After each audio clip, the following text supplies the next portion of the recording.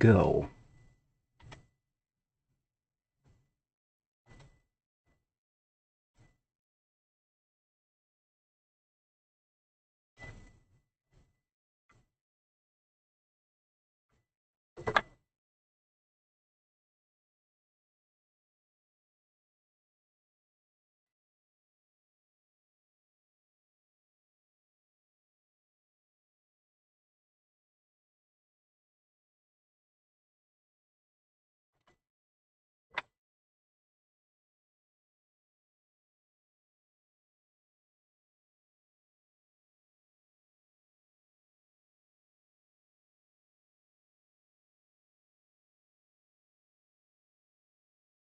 Hey, let's go ahead and start with David Tennant. And I would walk 500 miles, and I would walk 500 more just to be that man who walks 1,000 miles to host one BAFTAs more.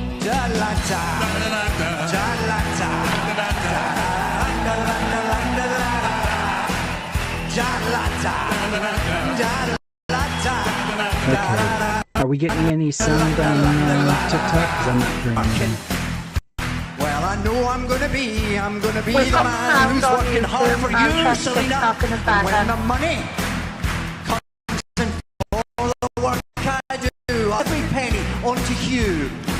And when I come home, well, I know I'm gonna be the man who comes back home to you. And if I grow old, well, I know I'm gonna be the man who's grown old with you. Lucky Georgia would walk 500 miles, and I would walk 500 more just to be that man who walks miles to host one. Sounds good on TikTok. It's so weird. Are you sure?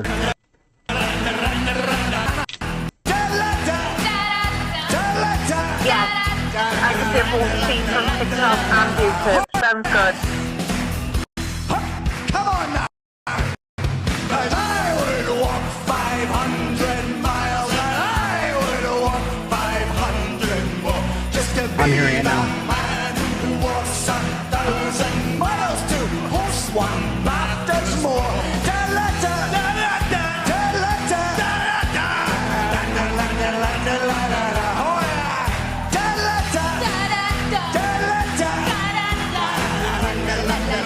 Now, if you can't smile with David Tennant, you're busted.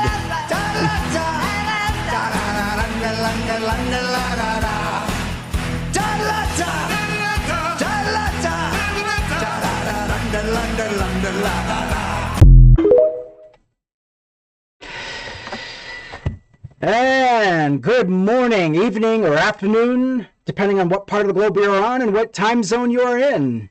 I'm your host, Skeptically Speaking.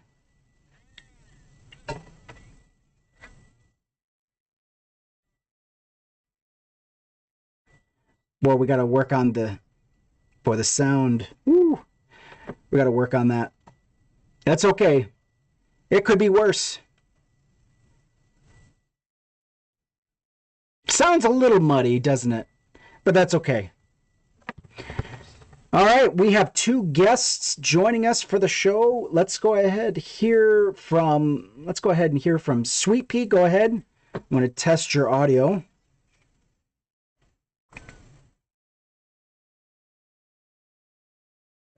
Good afternoon, everyone. Hope you're all doing well on this lovely Sunday.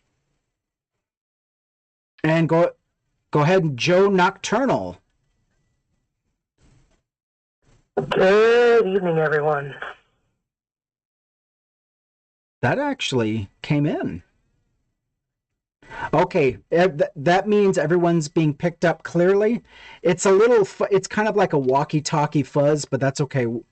As long as it's understandable, I can hear you. So that's good. I mean, hey, we've had it worse, have we not? Okay, I want to get something that else put a smile on my face.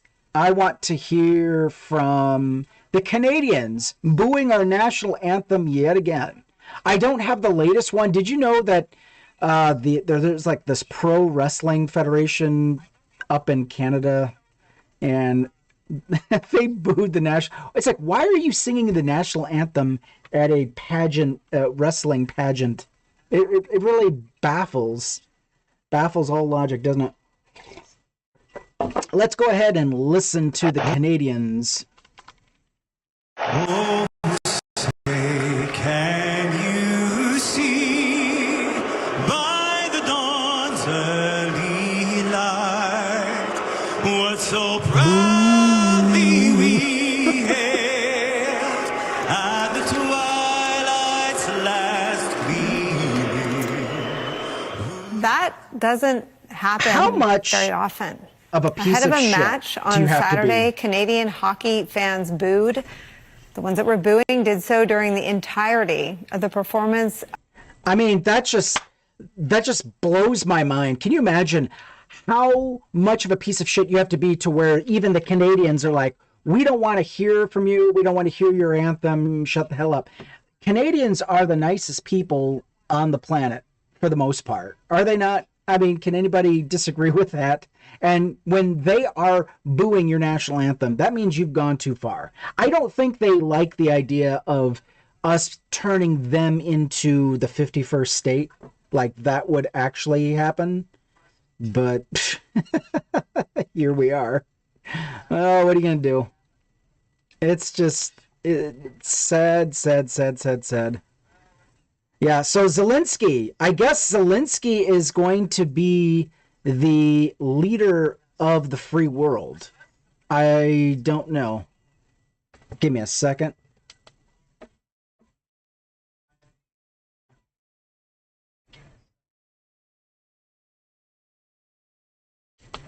Yeah, I just don't want this blasting our eardrums. There we go.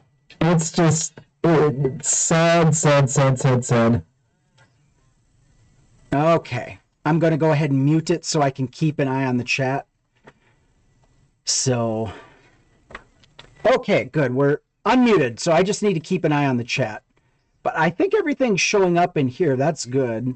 I like this. And I can see everybody in, let's see. All right, good. Keep tapping the screen, please. We very much like your tappy taps. I think next week what I'm going to do is I'm going to switch mics. I'm going to use this mic.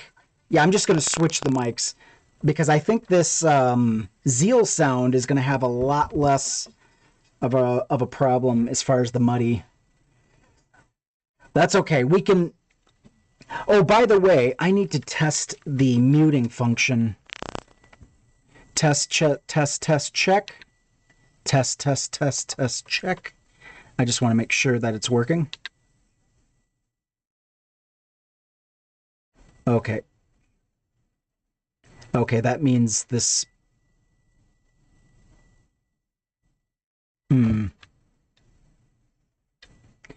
Is this working? Is this working? Is this working? Is this working? Is this working? Okay. Well, I'll find out in a few seconds. Okay, no, it's not even connecting. Okay.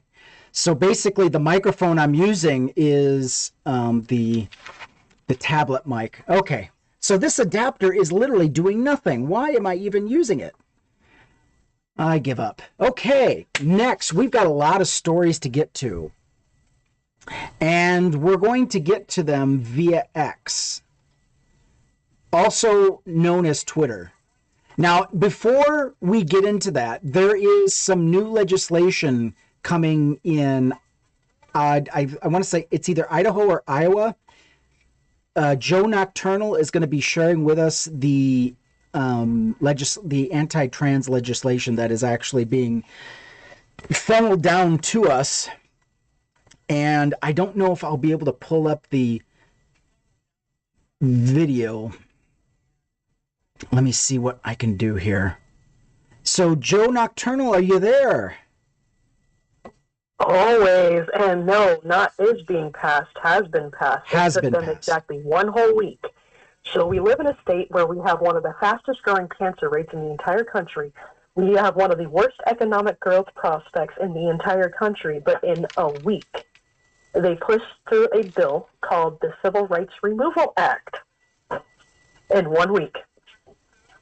Now this. So what this said. Okay. Yes. Oh, go ahead. Sorry. So the civil rights. They're doing away with the Civil Rights Act of 1964, correct? No, they're removing a protected group, which would be gender identity. And what's interesting about this is no state in the United States has done this to date except for last Thursday. So it took them 1 week to debate it. It was voted on and passed in the Senate, and then signed on that dotted line by the governor that Friday. 1 week is all it took. And what was the video? Who was the guy that you told me about? Holt? Representative Stephen Holt of Iowa. Stephen Holt, Iowa. And what is this video? What does he talk about? He talks about, which you may not find it, but I can give the synopsis of what he said. The reason that they were pushing this bill through, allegedly, was to protect the rights of women and children. But here's the issue. We have a 6-week abortion ban in the state. Again, we have rising cancer rates that are fucking rapid as shit. We have issues, for example, there is no law in the state of Iowa of P3DO sitting next to your child in church on Sundays. What else? We have childcare deserts. We have OBGYN deserts, like there are hospitals without centers for women or pregnant women. There's no care. There's a desert. Like there are areas where it is at least a 2-hour drive in one direction to go see an OB, and you have to wait months. But, in a week, we were able to pass anti-trans legislation. And what this anti-trans legislation means is that if you're trans or even suspected of being trans, you can lose your house. Seriously, they could take away your mortgage without cause. You can be denied an apartment without justification and no legal recourse. You can lose your job or be denied a job. Car loans are out of the question. Credit cards are out of the question. And all it takes is one super religious person either suspecting you're trans or finding out that you're trans or non-binary. That's all it takes, and you can be denied all of these things. Nice. I have a video of Tony Perkins. I'm not sure. Washington Watch with Tony Perkins. I can't remember off the top of my head who he is about. But he's going to be talking about Stephen Holt. So let me go ahead and, if it would stop. Here we go. Let's play him. Iowa State Capitol is literally hundreds of people have gathered to protest the signing of the bill. So what exactly will this bill do for Iowa? And what are the implications of such a move? We're here now to talk about it. And frankly, let me just add an additional word to talk about this great news is Iowa State Representative. Okay, so he's a piece of shit. Okay, I should have recognized his name. I think I used to get his newsletters years ago. They would show up in my email. Hold on. Here we go. Stephen Holt, he actually is the manager of the bill in the State House. Representative Holt, welcome to Washington Watch. Thank you. It's great to be here. Well, it is our honor to have you. So this bill started in your chamber as a Senate bill, Senate File 418. So break down quickly for us the specifics of the bill and what it does. Right. So I'm a state representative. I'm actually in the House, and the bill did begin in the House. The identical version in the Senate actually passed a few minutes before ours, so we used the Senate version ultimately to pass it. But I've been working on this bill for about 8 months. So it removes gender identity as a protected class in Iowa Code. Back in 2007, when Democrats had full control of Iowa government, things are very different now. Republicans have supermajorities and control the governor's office now. But in 2007, they controlled government, and they put gender identity as a protected class in code. Of course, gender identity is a feeling, and the Civil Rights Code is normally about immutable characteristics based on truth. So fast forward the last 5 or 6 years, Republicans have been playing whack-a-mole passing. So basically, this Lex Luthor reject piece of shit is basically denigrating the argument, or basically erasing whole identities of people by saying it's just a feeling. Just a feeling. What are your thoughts so far, Joe? So, and like I said, I watched that speech in real time. I got to see everything. And when they say it's just a feeling, well, here's things that are mutable that are also protected classes within most civil rights bills. Disability and religion. Those are mutable. You can become, unfortunately, you can become disabled at any point in your life. Any one of us can, right? You can get into a car accident that can do some pretty horrible things to you. Any of these types of things. And again, religion is mutable. Religion, honestly, in a way, is based on a feeling. So no, this is not backed by science. But yeah, that's effective. What they said, they wanted protective groups under things that are immutable, but it's like religion is mutable and your disability status is mutable, so this does not make sense.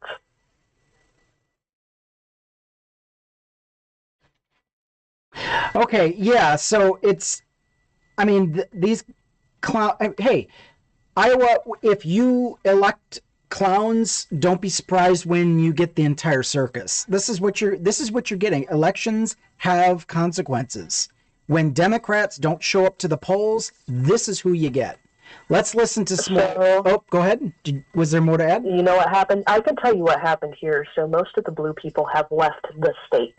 There are not very many of us left. So that is what happened. We have a trend of brain drain, for example. So those of us with 4-year degrees or better, we leave. There are only a few of us that stay. So it's not even people not necessarily showing up to the polls because we did. There was a period where Iowa was told where Kamala was going to win, and there was a period where it looked like she was, but at the tail end, we know who won in the state of Iowa. So no, we did show up here insofar as we could, but again, when you're outnumbered, okay, you do, and it's hard. It's fucking hard for a blue dot. I'm not gonna lie. Point taken. No, yeah, I guess my ire is directed at Democrats that didn't show up in blue states, that literally allowed their blue state to swing red. All it takes is a few hundred votes. And this is how Republicans win, when we don't show up, when we get lethargic. Now, again, in Iowa, obviously the situation is different and you would know better, you're there. But let's listen to some more of this drivel. I hate to subject the audience to it, but let's listen to some more. Passing legislation to protect women's sports in Iowa. We passed legislation to mandate that bathroom and changing facility use would be based on biology at birth. We passed legislation to prohibit hormone therapy and gender mutilation surgeries on minor children. And we found out that Iowa taxpayers were paying for these surgeries for Medicaid patients and individuals incarcerated in our correctional facilities. We passed legislation to stop that, and it was struck down. The Iowa Supreme Court said it's because gender identity is a protected class and code. So we realized that these two things cannot coexist. We can't have all of these laws protecting girls' sports and their private changing facilities and all of these things that we've done. We can't have those in code and also have gender identity as a protected class. So we knew it was going to be a very difficult and challenging situation. I worked on the legislation for months with the Alliance Defending Freedom and other legal experts. Alliance Defending Freedom. There's another think tank. You put that down with ALEC. Remember when they were complaining about what's his name, George Soros and the deep state? You just heard them mention the deep state. Alliance Defending Freedom is a NRA/Russian-backed think tank and group. Make no mistake. And they tried making inroads in Illinois as well. They're doing their best. It was introduced in the House, introduced in the Senate. The chair of the Judiciary Committee, I managed it. It passed yesterday, and the governor signed it. Governor Kim Reynolds signed it just a few minutes ago. That is awesome. Awesome news. Congratulations. High fives, exclamation points across the board. Fantastic job. I don't believe it is their right. If they're about to come out with identified female, they should be able to go into female restrooms, female changing facilities, female sports. We've seen Peyton Ladd in North Carolina, 17-year-old high school volleyball player, now has permanent brain damage because she was hit by a ball spiked by a transgender player. We've seen what happened with Riley Gaines. Did you hear about that story he's mentioning about the 17-year-old volleyball player and brain damage? Does that even sound remotely? Yes. And no. And here's the deal. Again, these were the exact... Sorry, it's going to take me a minute to respawn because I'm reliving what I watched on Thursday, and it's hard. That's okay. So give me just a second. Let me think. Okay. Yes, I heard all of these before. These are the exact same points he actually made on the floor, ironically. And what's getting me about all of this speech is the only time this man actually gives a flying fuck about women is when he can weaponize them. Make no mistake. Yeah. Now, yeah, go ahead. Oh, no, you go ahead, please. No, I was just going to say, well, I mean, the 17-year-old volleyball player and permanent brain damage. What do you know about that? Not much. I had heard about it. I didn't read too deeply into it because it sounded like a bullshit story. And right. It seems like it did happen. But here's the deal. It happens with cisgendered volleyball players, too. Seriously. So he's just pulling one out of many incidences where there's not an issue to weaponize it. That's all that it is. Huh. You mean to tell me that he would glom onto a story that's probably been debunked? And, he's just... Oh my God, he's just making stuff And up. even if it's just one story that was real, it's literally one story out of many. Again, sports injuries occur amongst cisgendered people playing with each other all the damn time, and he also doesn't understand that when you transition using hormones, that you when you are male to female trans, you lose that ability to build muscle volume. The strength isn't what it was. Right. So, you know. Unbelievable. I hate to even go on, but let's listen to some more of this drivel.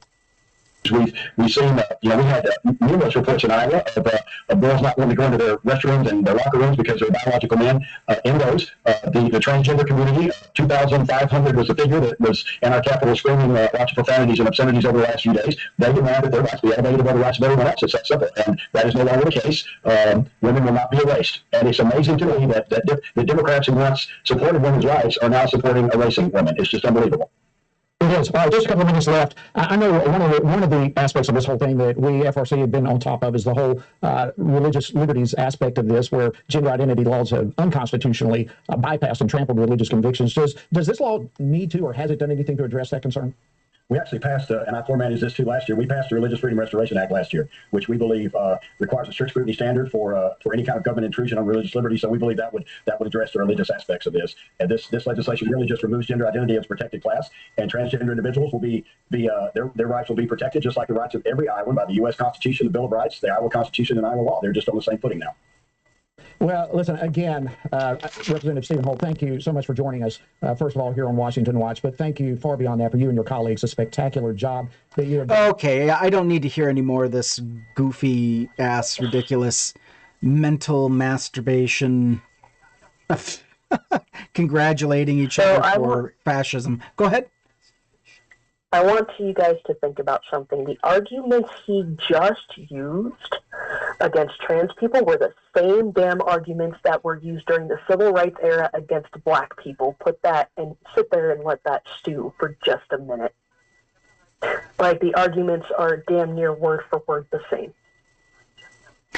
And if you don't think they're coming after civil rights et al. Completely, you haven't been paying attention.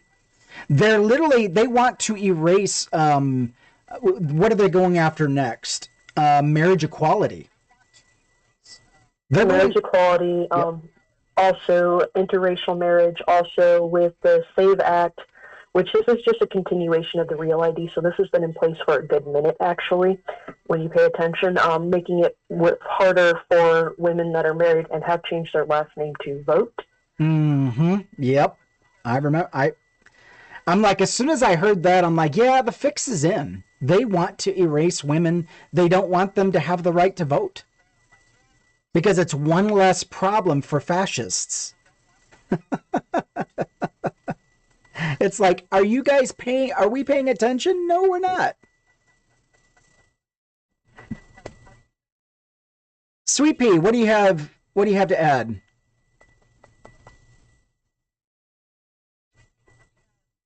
Sorry, I was trying to answer less on, but yeah, I do think that bill that passed is absolutely devastating and disgusting.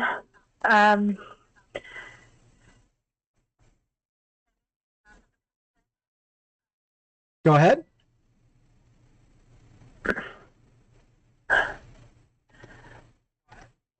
I do think more things need to be done to try and sort out the mess this Trump administration has sorted done.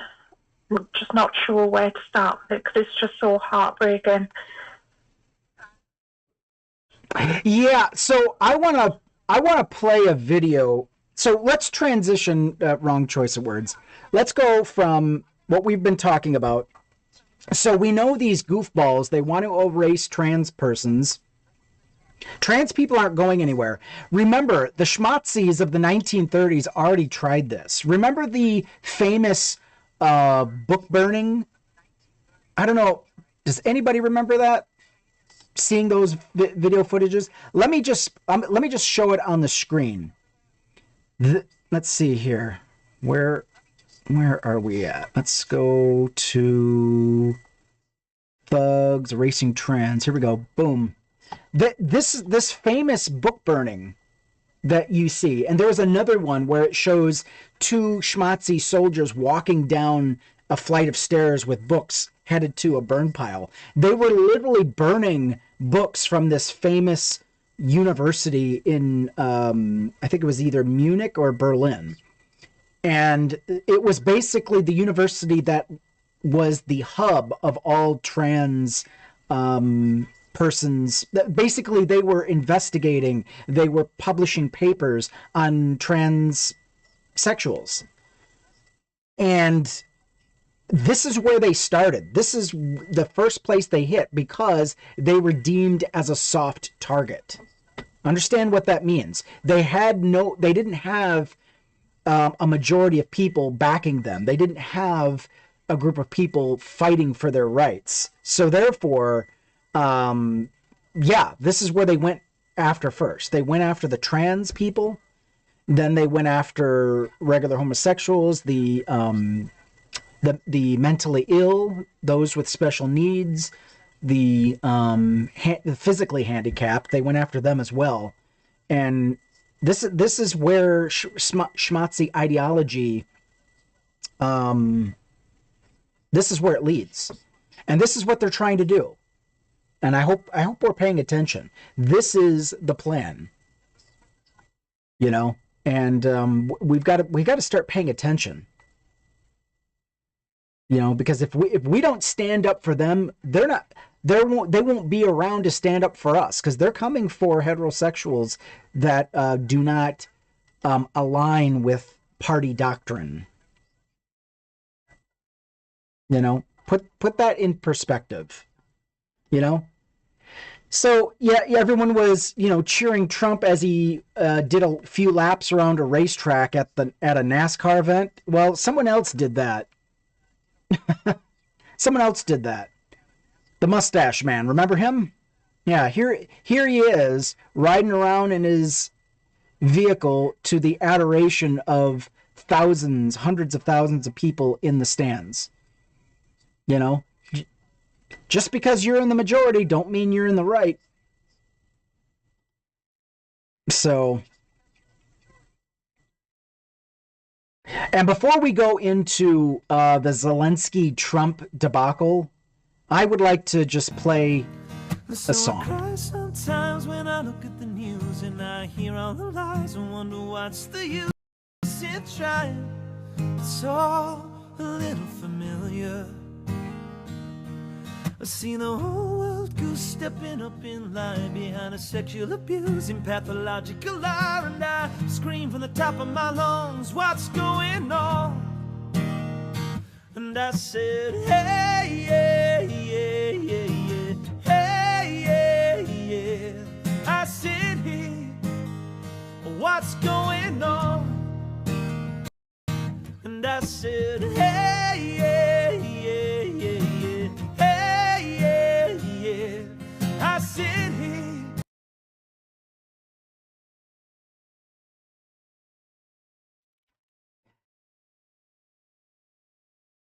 I love that song. Awesome vocals, awesome acoustics. I wish I had that sound for myself. We're going to get there. One of these days, we are going to get there. Oh, man. But that's okay. Let's go to...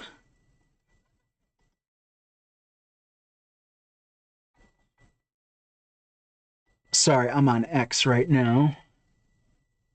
Let me see if I can create your space. Let's go. We'll just title it Zelensky, New Leader of the Free World. Because obviously America doesn't care about freedom. America no longer cares.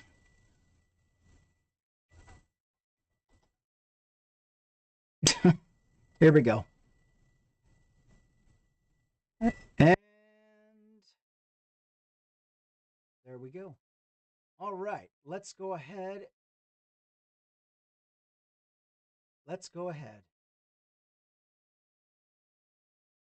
And let's play Zelensky-Trump meeting. We're going to go to the Wall Street Journal. Do you own your own home in Illinois? Okay, we don't need to hear your... Let's go ahead and shut the volume off. And let's go skip, and let's play it. Here we go. Well, if I didn't align myself with both of them, you'd never have a deal. You want me to say really terrible things about Putin and then say, hi, Vladimir, how are we doing on the deal? It doesn't work that way. Yeah, actually, Trump, yeah, it does work that way. That is exactly what you do. You get him to the table, you break him down. You don't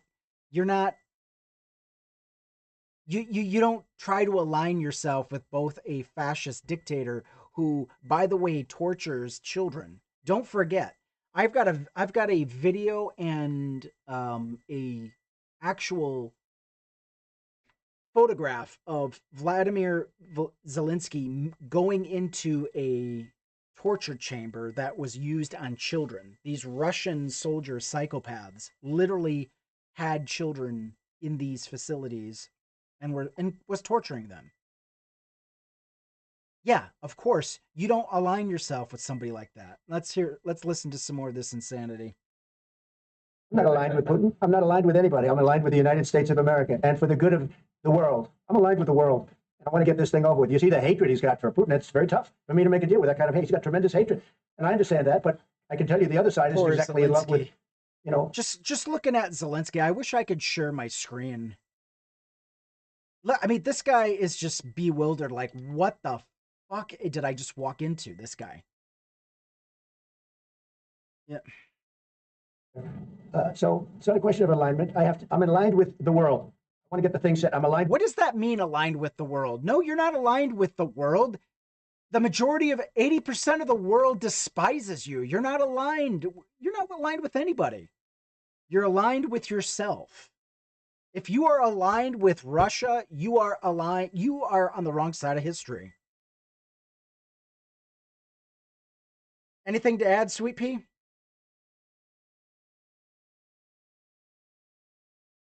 And go ahead, chime in, Joe. Yeah, all right.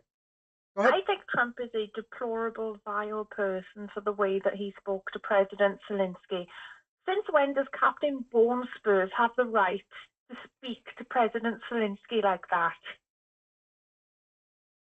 Oh, it gets better. We haven't even gotten to the shouting match yet. Joe, anything to add?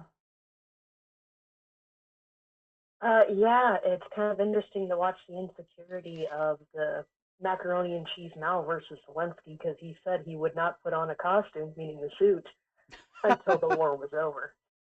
I love that line. Oh, we're going to get to it. It gets better. I mean, this guy, you have to remember, English is not his first language, but he still speaks it very well. You got to understand, he was a comedian before. He was a showman. He had his own show. Netflix even picked up on one of his shows where he, played the president.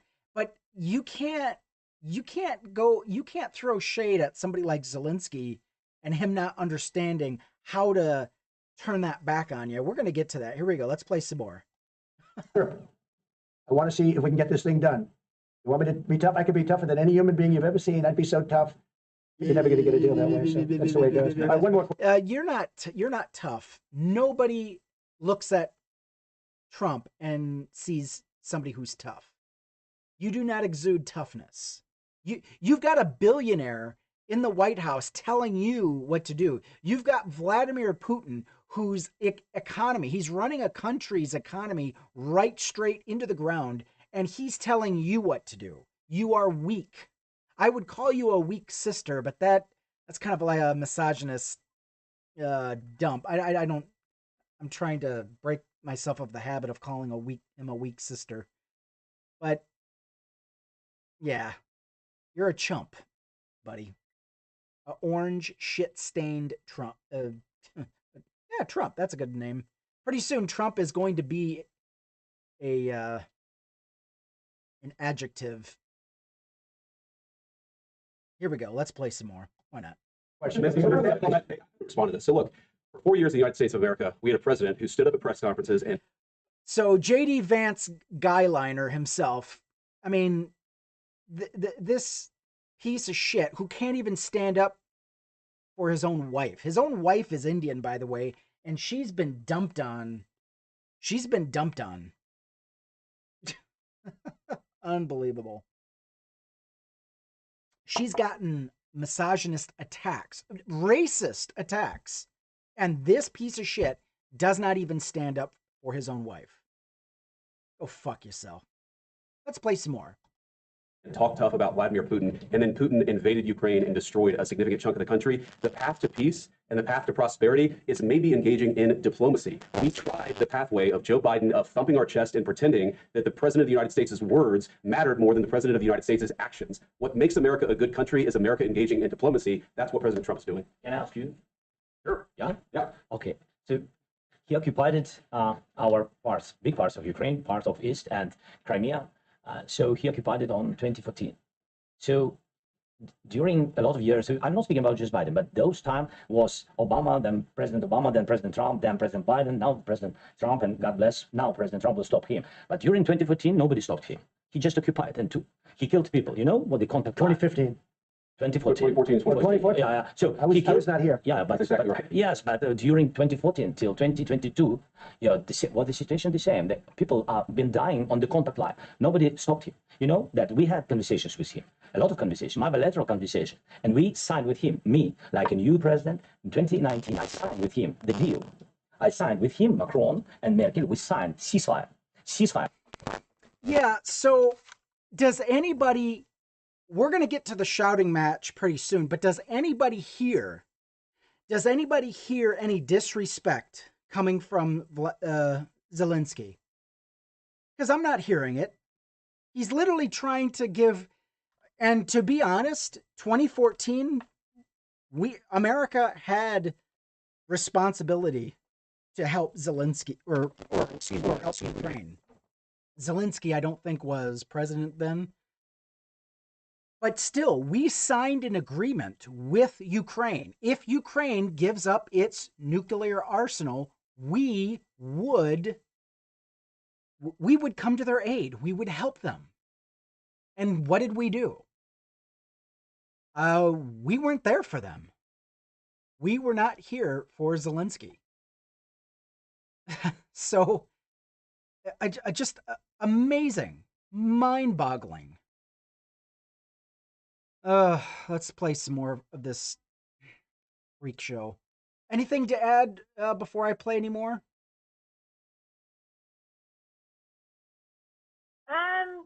Yeah. Trump is unbelievable with his lies. Orange Man, Cheeto Man. Sorry, we love TikTok shop, but yeah, Orange Cheeto said so many lies. Europe has given 60% of the total contributed towards Ukraine since the beginning of war. European countries have given Ukraine heavy weapons like Storm Shadow missiles and tanks. And even though they're not heavy weapons, Europe has given javelins and similar ATGM. Well, okay. Oh, I'm not talking about Ukraine. Yeah. We're not talking about the aid that's been received so far. We're talking about 2014 when they were initially attacked by Vladimir Putin. I mean, the entire world should have been up in arms and should have put we should have stopped him right then, right there. And we didn't, to our detriment. So now Ukrainians have to, I mean, they have literally been the anvil on which Russia has been slammed. But it's going to come at a price. Let's hear some more. Price. Zelensky is trying to he's trying to be the voice of reason here. Here we go. Mm-hmm. All of them told me that he will never go. We signed him with gas contract. Yes, but after that, he broke this ceasefire. He killed our people, and he didn't exchange prisoners. We signed the exchange of prisoners, but he didn't do it. What kind of diplomacy, JD, you are speaking about? What do you mean? I'm talking about the kind of diplomacy that's going to end the destruction of your country. Yes, but Mr. President, with respect, I think it's disrespectful for you to come to the Oval Office and try to litigate this in front of. Hold on a minute, you bitch-ass motherfucker. Look at the gaslighting. Look at the gaslighting.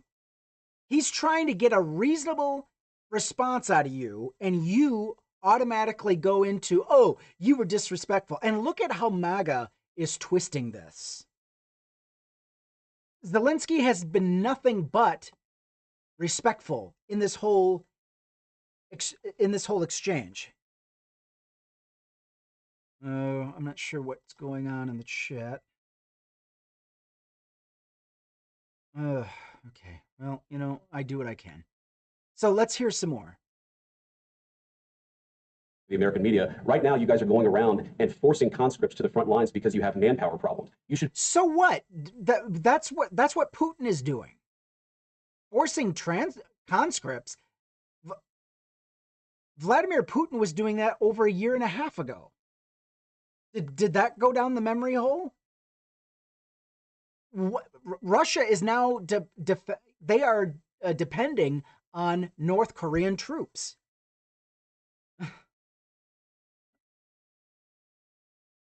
Be thanking the president for trying to bring it into this conflict. Have you ever been to Ukraine? Did you say what problems we have? I have been to. I've actually watched and seen the stories, and I know what happens is you bring them on a propaganda tour, Mr. President. Do you disagree that you've had problems bringing people into your military? And do you think that it's respectful to come to the Oval Office of the United States of America and attack the administration that is trying to prevent? Did Zelensky attack the administration at all in that exchange? Anybody? Did anybody hear any attack on the administration? No. All I heard was Vance and Trump attacking Zelensky.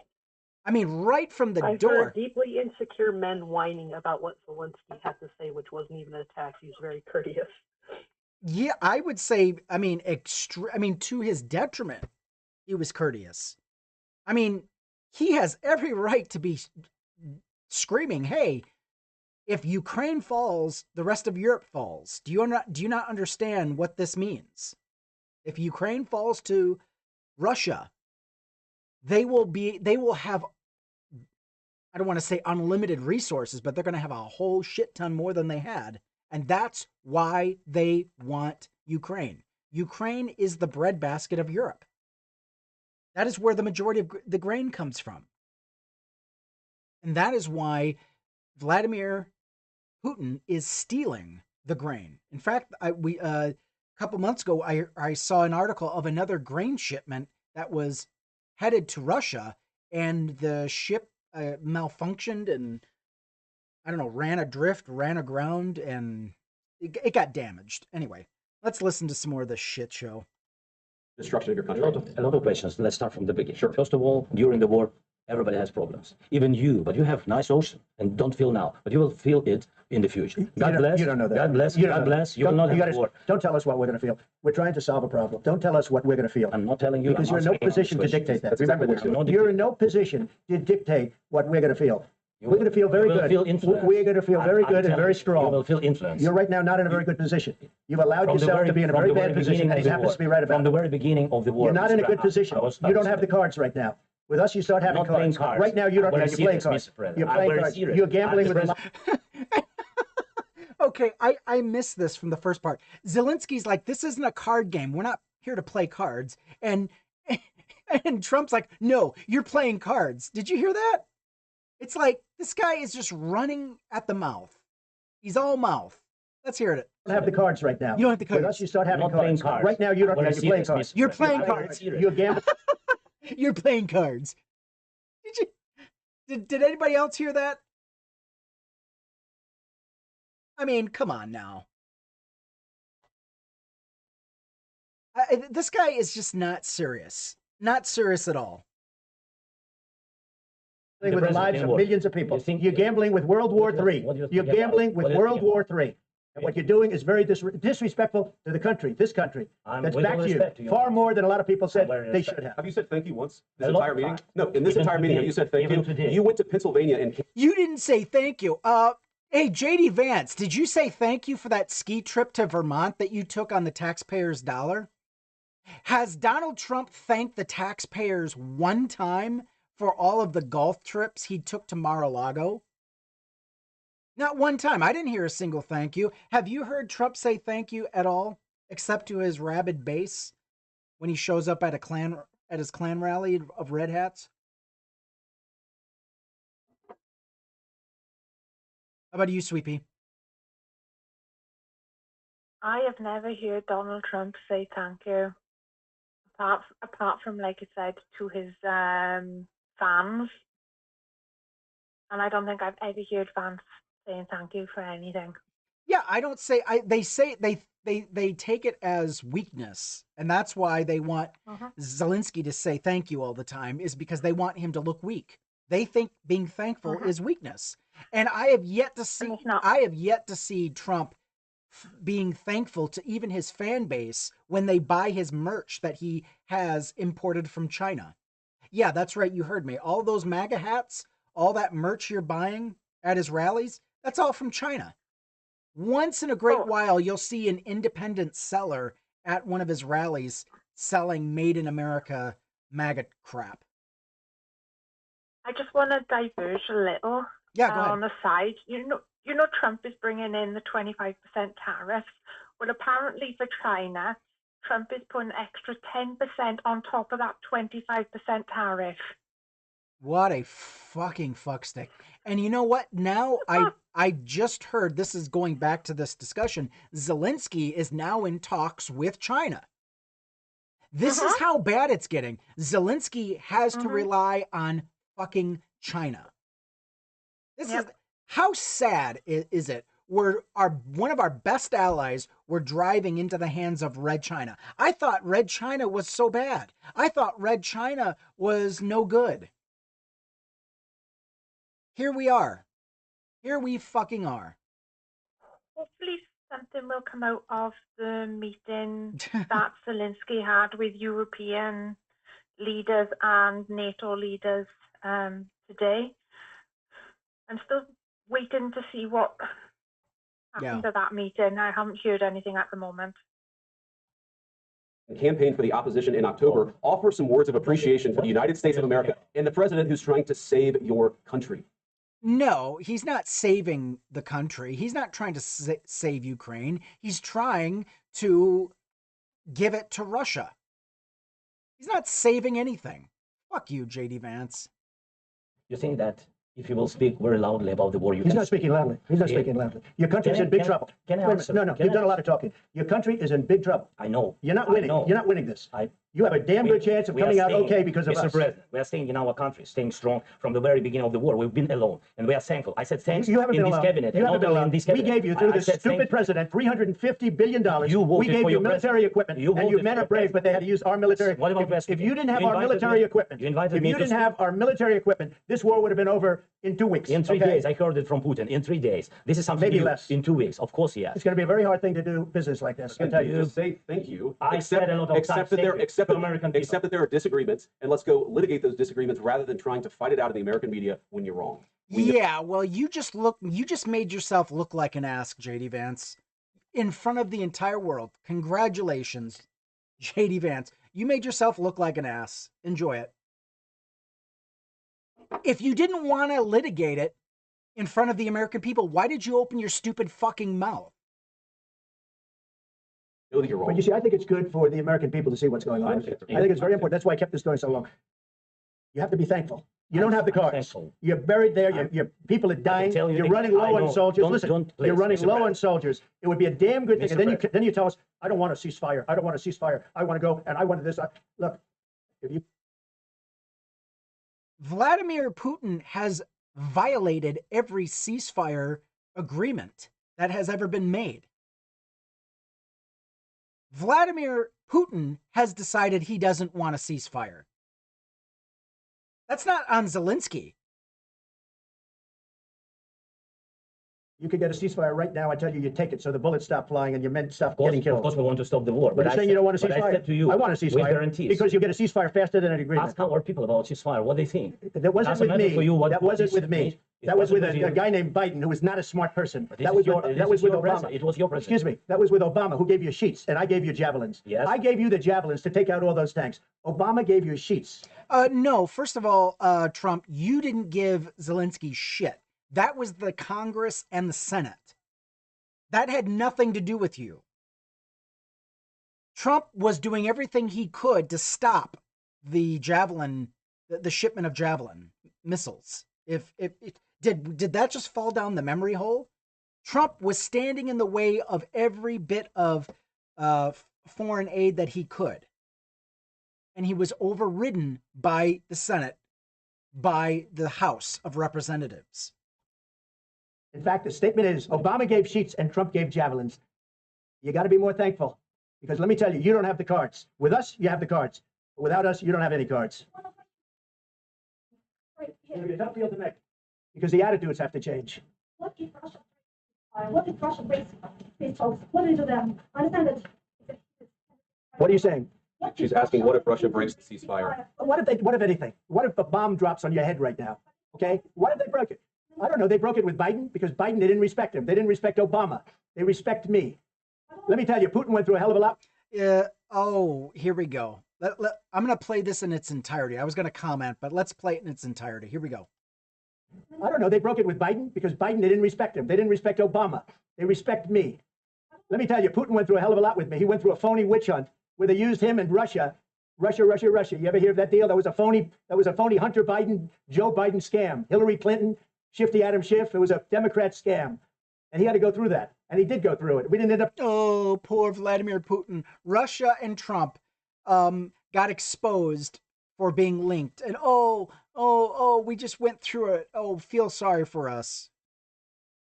Fuck you. I mean, this is called diarrhea of the mouth, and he's letting everybody know where he stands. He's showing his entire ass in front of the entire world. War. And he went through it. He was accused of all that stuff. He had nothing to do with it. It came out of Hunter Biden's bathroom. It came out of... No, it came from our foreign intelligence allies. Foreign intelligence actually showed us that, oh, by the way, Russia is really trying to get into your elections. They're trying to infiltrate. They're trying to, they're making inroads, and you need to be looking into it. Confirmed by the CIA, also FBI. Hunter Biden's bedroom. It was disgusting. And then they said, what does that the have to laptop do- from hell was made by Russia. The 51 agents. The whole thing was a scam. And he had to put up with that. He was being accused of all that stuff. All I can say is this. He might have broken deals with Obama and Bush, and he might have broken them with Biden. He did, maybe. Maybe he didn't. I don't know what happened. But he didn't. Yeah, you don't know what happened because you're just running your mouth. You have no fucking clue of what you're talking about. He wants to make a deal. I don't know if you can make a deal. The problem is, I've empowered you to be a tough guy. And I don't think you'd be a tough guy without the United States. And your people are very brave. You're either going to make a deal or we're out. And if we're out, you'll fight it out. I don't think it's going to be pretty. You'll fight it out. Wow. I mean, he's basically threatening to withdraw all U.S. support and side with Russia. I mean, he's already sided with Russia, but now he's going to force the entire country. I just, the look on Zelensky's face, he's just worn out. You could just see his soul leaving his body. I wish I could show the screen, but I'm afraid of glitching out, and I just don't know what this computer can take anymore. I used to know. But if I start sharing screen, it's probably going to screw up the... yeah, it's going to freeze, and I'll have to restart the stream. You don't have the cards. But once we sign that deal, you're in a much better position. But you're not acting at all thankful. And that's What deal is he talking about? He's talking about a rare minerals deal. See, Trump and his greedy little minions, the corporations that are backing Trump, this is why they're talking about taking over Panama. This is why they're talking about taking over Greenland. They want the rare minerals that they offer. This is what it's about. This is what it's about. Unbelievable. Unbelievable. Oh my God. But this is why they want this is why they want Ukraine to capitulate, because they're going to make a deal with Vladimir Putin to take some of the minerals that Ukraine has. But you know, I've heard some other geologists and other people that do excavation. They're like, you know, there's actually more of these rare minerals like lithium and stuff like that. We've got it down south in New Mexico and Nevada.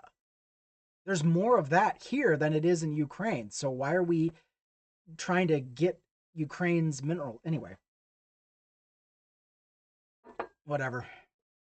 But this is what it's about. That's not a nice thing. I'll be honest. That's not a nice thing. All right. I think we've seen enough. What do you think? Huh? This is going to be great television. I will say that. We'll see what we can do about it.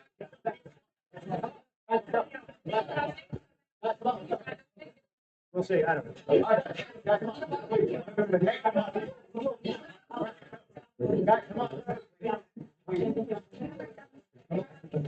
Look at Marco Rubio just sitting there like a lump on the log, just sitting there. He knows this is bullshit. Wow.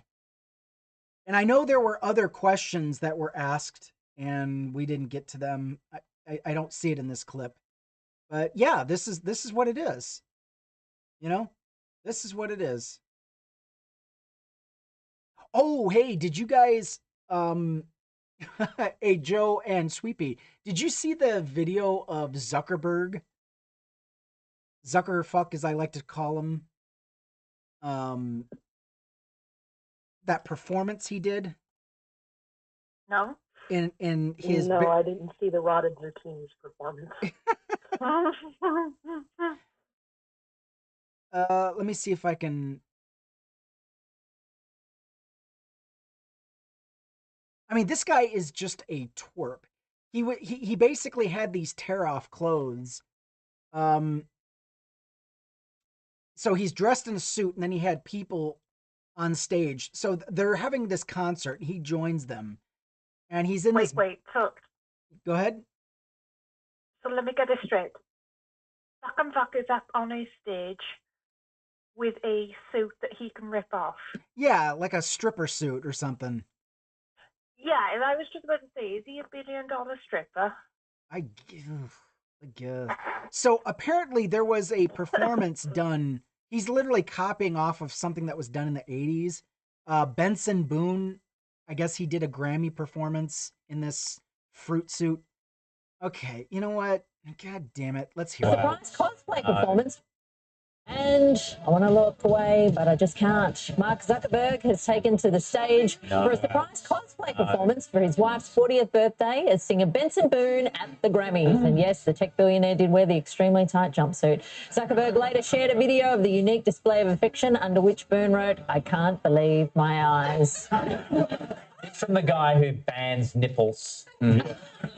Your photo. I don't like it. I say it's not too bad. Oh, yeah, When I heard about it before I watched it. You don't see him singing, though. He could have been worse in the room. No, but he looks much cooler than I assumed. Really? The guy looks like a twerp. Hand-battered North Atlantic cod. Shut up. The guy is an absolute twerp. What in the world? How is this? How does he look cool? He doesn't look.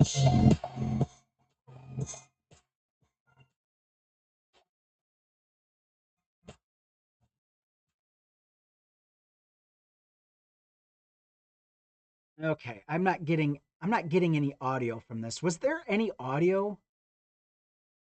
Come on. I was hoping I'd find Yes, it was on this end. Mark Zuckerberg. Okay, I'm not listening to any. What did you say you have on your end? We have the audio on our end, like we can hear it. Uh-huh.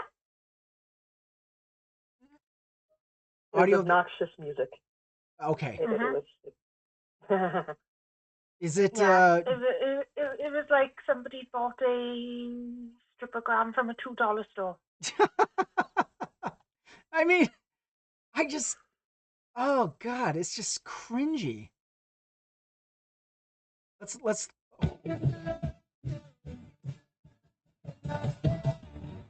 This is audio.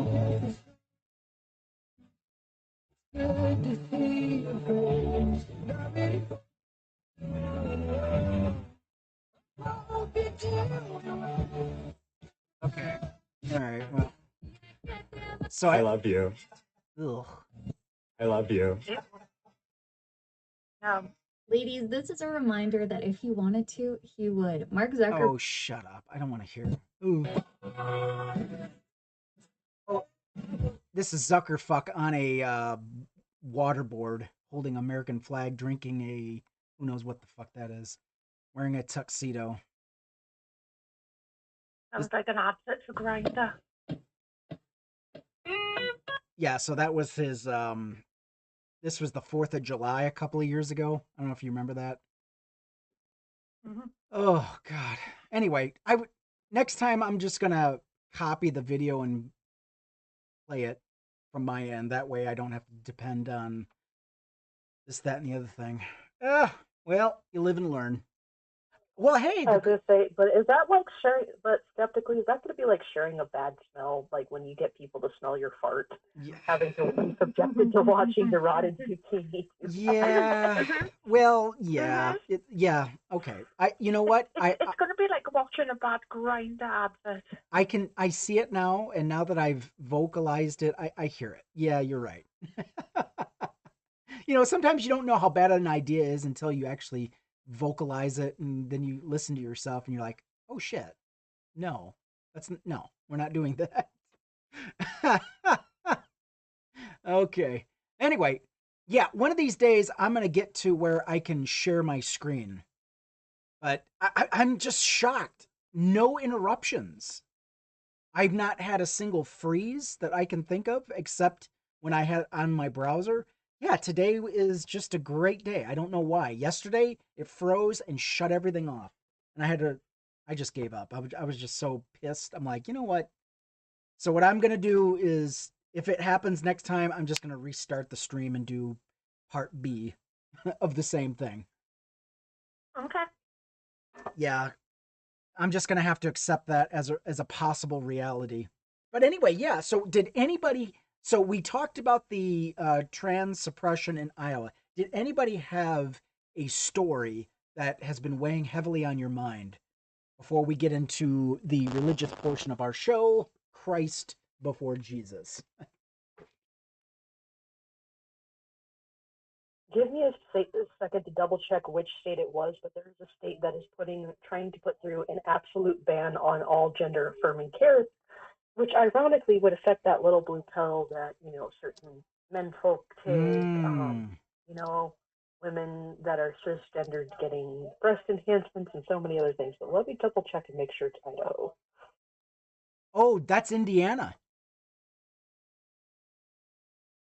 I believe it's in Indiana. But is it? Okay. But let me just double check, because this is January 28th. But this is for minors. This isn't what you're talking about, right? A ban on all gender affirming care. Right. No, it's not what I'm talking about. Yeah. Okay. It's fall. So it's not Idaho. From what I read, I thought it was all 50 states that have done that. No, it would only be one state that's actually trying to do it. So all they need is... the judge blocks it in 50 states. I read that wrong, sorry. Okay. I correct myself.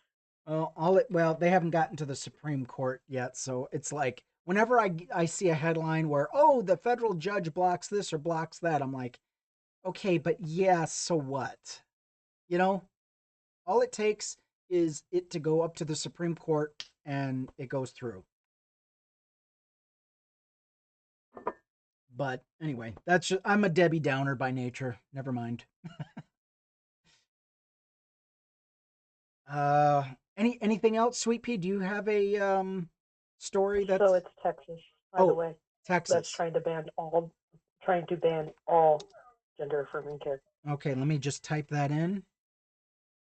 Okay, the Texas Supreme Court ruled that parents only have the right to seek medical treatments for the children that are legally available. Okay, this isn't it. Yeah. Top stories. Sweetie, give me just a second. Sweetie, I'll send you a clicky link. Oh, wait a minute. Okay, thank you. Believe it or not, Got it. Yeah, Fox 4 got it. Fox 4 News Where did you Dallas. send that to? Did you send a To Discord? Discord. Mm-hmm. Okay. Okay, bill I'm coming. So there's a bill filed in Texas House which would ban gender affirming care for all Texans. Yes. Ugh, I hate. Okay, it's a Fox News article. It's a Right, Fox I've got a shame better article. article. Would you like me to read it for you? Yeah, and I've got one that's local news for Texas. Is that KXAN Austin? Yes. Okay, good. Which one are you reading, Sweet Pea? The one Joe just sent me. Okay. The in-depth investigation. Go ahead and read it. So, Texas Not for Freedom House Bill could ban gender-affirming care for transgender adults. Austin, a bill filed Wednesday in Texas House of Representatives would ban medical providers from prescribing certain medications from performing some medical procedures if they are known their patients transgender. House Bill HB 3399 appears to build off 2023 Senate Bill 14, a ban on transition-related medical care and medications for minors. The new bill would simply replace child in a specific state law with person, expanding the existing ban to adults. Representative Brent Money, R. Greenville, authored the bill. He has not responded to KXAN's request for comment. Of course not. The bill can be read below.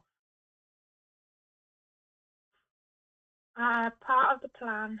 Right, the bill has long odds to the past this season. It's the 3.399 bill out of 3.503 others in the House, with 1.793 more filled in the Senate as of Friday. During the previous seasons, the Texas House only passed 1.578 items. Time also limits the bill's chances, as both chambers can only pass legislation until the season adjourns on 2nd June.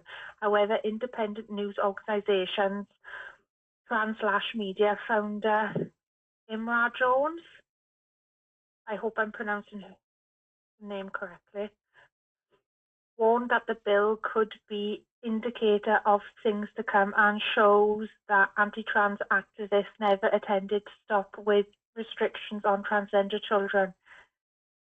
They've had that plan since 2018, where kids were the easiest way to enter into the conversation around anti-trans policies. And Just policies, but the goal could was you always pause adults. real quickly? Just by the numbers. This is according to the William Institute of UCLA's School of Law, estimates that there are 1.3 million transgender adults in the United States today and around 300,000 transgender youths. Texas has an estimated 93,000 transgender adults, making it the state with the third largest population behind California and Florida. I don't know about you, but I think we need to have an underground railroad. Yeah. For women and So transgender. Well, so I'm going to put something out there. The reason that some of us aren't leaving is there are people that don't have an option to leave. So we are Yes. staying to fight the good fight, as it were. Like I said, since I'm dealing with this now, and what's scary about this, yes, they're saying it's not likely to pass, but that means they won't try it again, because Iowa has just set a precedent, a very, very dark precedent with what it just did. Mm-hmm. Yeah. Yeah, they're going to try, and they're going to keep trying again. It's called Death by a Thousand Cuts. Now, when I mentioned the Underground Railroad, what that means is you have a means of escape, but you have a means of residence once you get to your place of escape. I mean, it's like, it would be like Harriet Tubman leading, escaped slaves to freedom and then just leaving them on their own, saying, well, you're free now. No, no, no, no. Building a community of refugees and exiles. And we need to start putting our money where our mouth is. Let's start building community. We got to start now. I mean, it's going to get. We have been. Yeah, So go ahead. I can tell you what it looks like on the ground. We've been attempting to build community, but here's the problem with that. What I am truly worried about are those far right white tea supremacist militia groups. Because Yes. our government's pretty bad right now, but these folks are in full. We see them holding Yahtzee marches and rallies all over the damn place, including in my state. And when you group all the trans folks into one area, that makes them easy pickings. Yep. Yes. And again, I mean, I mean, get them out of a state where they would have where they don't have the pull. So basically, I guess I would have to say getting them out of southern states to begin with, out of Republican-controlled states. Oh, well, as well. this is, I was going to say, because I'm Midwestern as fuck. I'm not even in the South. Yeah. Yeah, any Republican-controlled state. Just so instead of we escaped the frying pan, but now you're in the fire. No, we want to avoid that. And basically would have, I mean, a place that has robust security where, people like the Proud Front or the People's Full Frontal maggot fascist brown shirts, they would have no standing, meaning they would get picked up and arrested just for showing their face.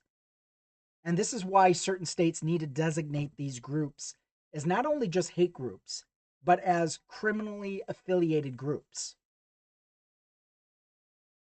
We did But they need to remember. Yeah, go ahead. Once you go so far left, the pews come back. And that's what they tend to forget. Go so far left. But once you go so far left on the political spectrum, once you hit a certain point in left, the pews come back. Pews, TikTok-friendly language. The arms. An armed marginalized people is harder to oppress. I don't know. I think we've been mollycoddling these groups, these terrorist groups, for far too long. No, I agree. No, I absolutely agree with you. But as it stands for right now, because we don't have the infrastructure just yet to get trans folks and anyone under the trans umbrella, including non-binary folks, out of their states yet. Yeah. I don't know. I mean, there are places out east on the eastern seaboard. There are places, California. There are places in California, Oregon, even Washington State. New York made itself a haven state, a safe haven state for trans people. I mean, there we go. I mean, let's start. If we can house migrants, we can house. I don't want to say political. It's not political. This is just, I don't know what to call this. Anyway, having a brain fart, but that's okay. Sweet Pea, did you have anything else to read from that article? Yeah. Let me find it. Yeah, it was just let me find but the goal was always adults. She said, I don't think that it's evolution. It is a part of the large effort. I think that they've had tremendous success with targeting trans kids and have seen that go better than they thought. So of course they would move on to trans adults. Jones has spent years tracking the spread of anti-trans policies in the US. She's documented that research in annual seasons of her podcast, The Anti-Trans Hate Machine, exploring the wealthiest elites, organizations and politicians behind the movement. Texas bills can be seen as forecasting for anti-trans legislation in other states and federal. Jones explained, calling the state an important sort of playground. Florida and Texas are about to have, Florida and Texas are about how to use the mainstream levies of politics to advance anti-trans legislation. And so a lot of times what you see in Texas is a test run for what you're going to see elsewhere, she said. There it is. The There's that government is word. surrounded. There's that word Yep. again. Test run. They're testing. They're raptors testing weakness in the electrified fence. Yep. She said the governor is surrounded and has connections with a lot of radical Christian politics and politicians in Texas. Dominionized and Christian nationalism. Governor Abbott has embraced those policies as a result of that affiliation. Oh my God, that is so disgusting. All right. Do you want me to take it on CP for a moment? Yeah, go ahead. Yes, please. Because I hear you're cannot breathing. read this next word. Yeah. Oh, you're good. So, you're good, darling. Dominionism Domination. Dominionism or dominion theology is a branch of Christianity that seeks to rule over the U.S. and implement laws based on the preferred version of the Bible. The combination of what we are seeing at the state level and at the incredible effort at the federal level to erase trans people from public life, I don't see that as an end anytime soon, Jones said. The only other countervailing force politically is the Democratic Party, and right now, Democrats are really falling short of their stated values in the protection of trans people, and are just struggling with how to talk about this subject overall. The bill has already caused distress and harm to transgender Texans for whom it is an existential threat. The state and federal attacks targeting transgender life have triggered self-unalignment ideation in some and caused the unalignment of transgender Americans. And by the way, I'm going to allude to what's going in Iowa because this is a good segue. So help me, because I know at least several trans people in my life that are at risk of doing this to themselves because of what's going on in these states. They're not kidding. They're not at all kidding. Yeah, so they know they can't physically do this, so they're hoping that trans people get so despondent and so hurt to where they will unalive themselves or do harm to themselves. And so to them, it's, oh, well, problem solved. Well, and the most punk thing you can do, because I reposted a video myself, the most punk thing you can do is stay alive. Yeah. Yep. But the people who support these bills know that the science overwhelmingly supports gender-affirming care, and that's why they're trying to ban it, said one transgender woman in Austin. They want us in the closet or in early graves, and this is one of their primary attack vectors. They're trying to exterminate an undesirable demographic by attacking our access to life-saving health care. If passed, HB 3399 would force transgender Texans to detransition and end the lives they'd created for themselves prior to the legislation's introduction. A transgender man living in Rockdale, Texas, called it a gross government overreach and flat-out cruelty. And yes, the cruelty is the point. This is actually a fairly long article. Do you guys want me to? No, keep going. Alrighty.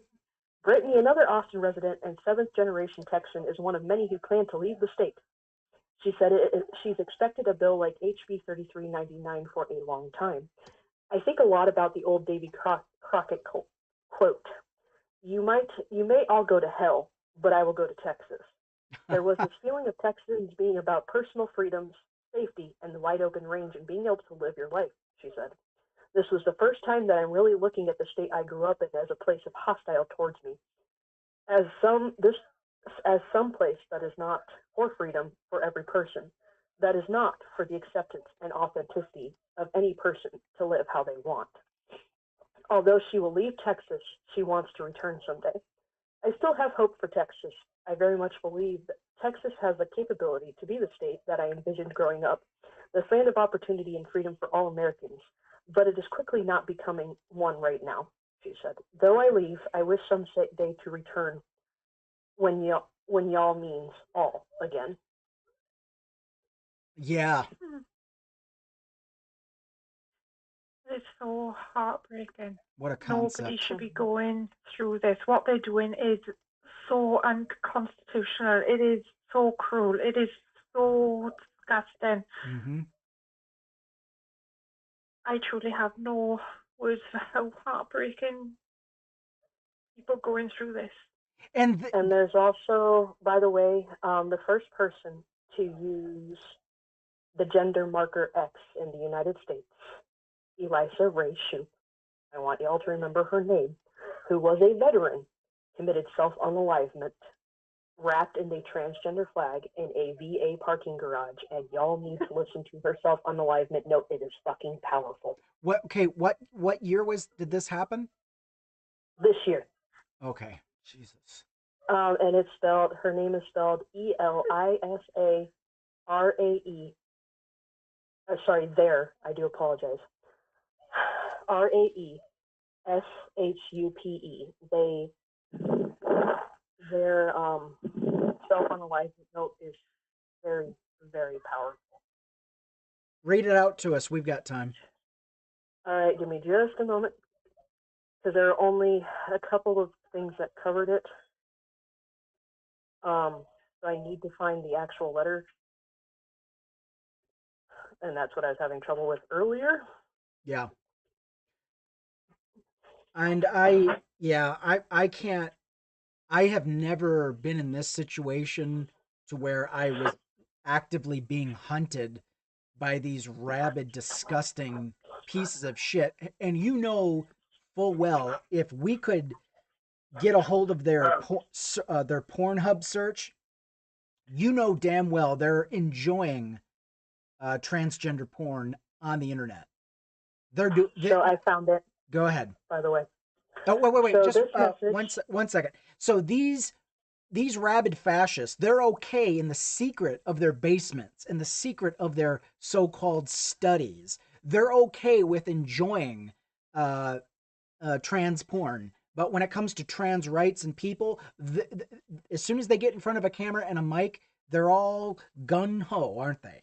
They're all, bravado. They talk a big game. Unbelievable. You know what? Go ahead and read it out to us. So this is from, again, Elisa Ray Shoup, the first person to obtain a non-binary gender transition to the Trump administration. They wrote this: "Fuck you, America. I don't want your hatred. I don't want the military decorations and medals you awarded me. I don't want your pension money for my distinguished military service and service-connected disabilities. I don't want your health care to treat the mental illnesses you caused. I don't want more psychiatric ward commitments to keep me alive in a nation that I despise. I don't want to be buried in any of your state or national cemeteries for veterans and military retirees. I don't want to be buried anywhere on American soil. I don't want any military honors or ceremonies to mark my death. I do not want my ashes to be stored on American soil. I want my ashes or remains to be spread or buried in international waters. I don't want your flag anywhere near my body, remains, or ashes. I don't want any members of my family or other than my spouse to be on the vessel that disposes of my ashes or remains. My death is not a surrender. My death as a member of the third gender and transgender population does not mean you won. It solely marks the end of our association. You are not the land of the free. You are not a country getting made great again. Too much demonstrated hatred throughout your existence extinguishes any claim to previous greatness. You are a cesspool of zealots that worship a God that does not and has not ever existed. Enjoy your new royal family and the third world dictator. I refuse to participate any further. Have that Nazi piece of shit Elon Musk and his Doge henchmen deduct the savings from my $93,000 of federal pensions from your bankrupt coffers.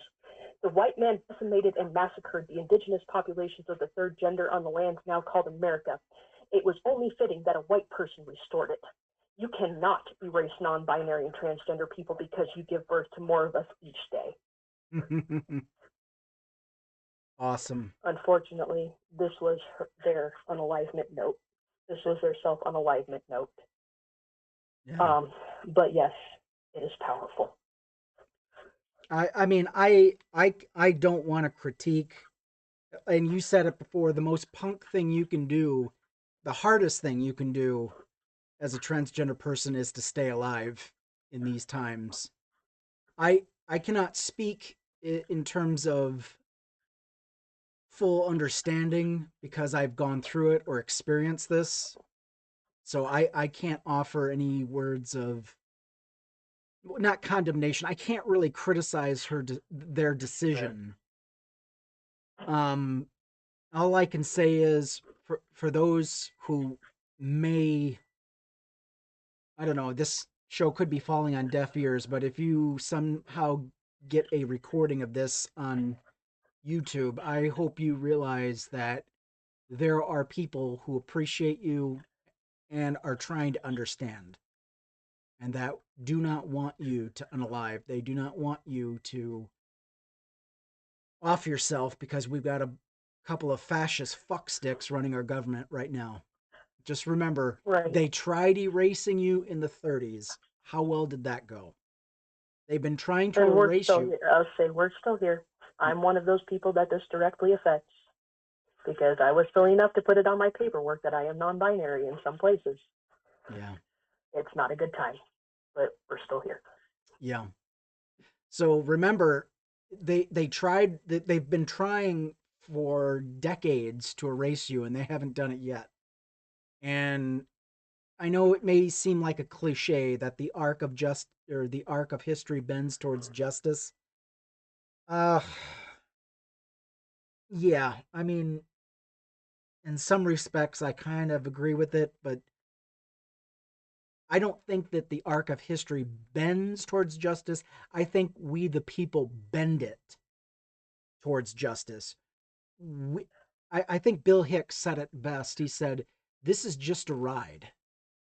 This what thing we call life on this mortal coil. This is a ride, and we can change it anytime we want. We can change it from what we're doing now, from fear to love, and it's in our power. It's not going to change itself." Yeah, go ahead. I was going to say, well, trans people have always existed, and I mean always. And also, there's another one, and I don't remember who coined the term. I will have to look it up later. But you have to love the people more than you hate the oppressor. That's something to keep in mind. One more time. You have to love the people more than you hate the oppressor. And no, I do not remember who coined that saying. I will look into it, though. Yeah, that's not easy done. I envy people who are of that mindset. I'm not there. Well, yeah, okay, so think of it like this. I need to love my community and the people that surround me more than I hate my oppressor. Okay. That's how I'm taking it. That excuse me, that I understand. That makes sense.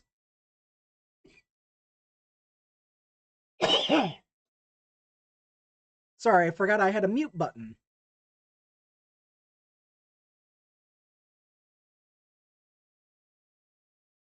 But yeah, I mean, this is they're gonna keep trying. They're gonna keep coming after the trans community, but they're not gonna listen. For you heterosexuals out there under the sound of my voice, they're not gonna stop. They're not gonna stop there. They're gonna keep going. If they can get the trans community, they're gonna go after the gay community. And you gays for Trump, that means you. That means you. They're going to come after you. Don't think that they're going to spare you just because you wore a red hat. Blacks for Trump, Latinos for Trump. I hope you're paying attention because guess what? They're coming for you too. This is what MAGA is all about. They do not want you. They're happy to use you. They're happy to include you temporarily. But the moment your usefulness is over, you're done. Oh, by the way, you women, they're going to come after you too. Because they do not want women in power. Even if you're carrying water for MAGA and for fascism, you're going to lose your rights. You're going to go right back to the early 1900s. There's a suffragette movement, a movie about the suffragette movement. One of them is called Iron Jaw Angels, but there was another one in 2015. I can't remember. It's on my watch list. I'm going to be watching that with my daughters. I want them to understand what life can be like if you allow your rights to be taken. And in a few short weeks, we're going to be starting The Handmaid's Tale. I've been meaning to watch this with my daughters because I want them to understand this isn't just fiction.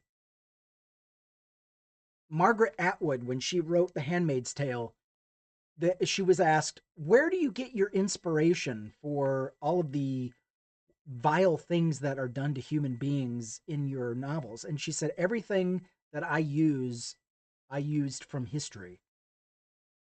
Everything that you saw in the show, and at some point or another in history, has been done.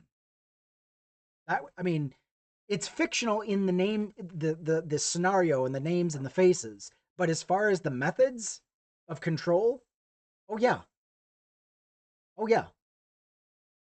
We are rapidly moving The Handmaid's Tale from the fiction section into nonfiction. And the road to fascism is paved with people saying, oh, you're overreacting. Women, they're coming for you too.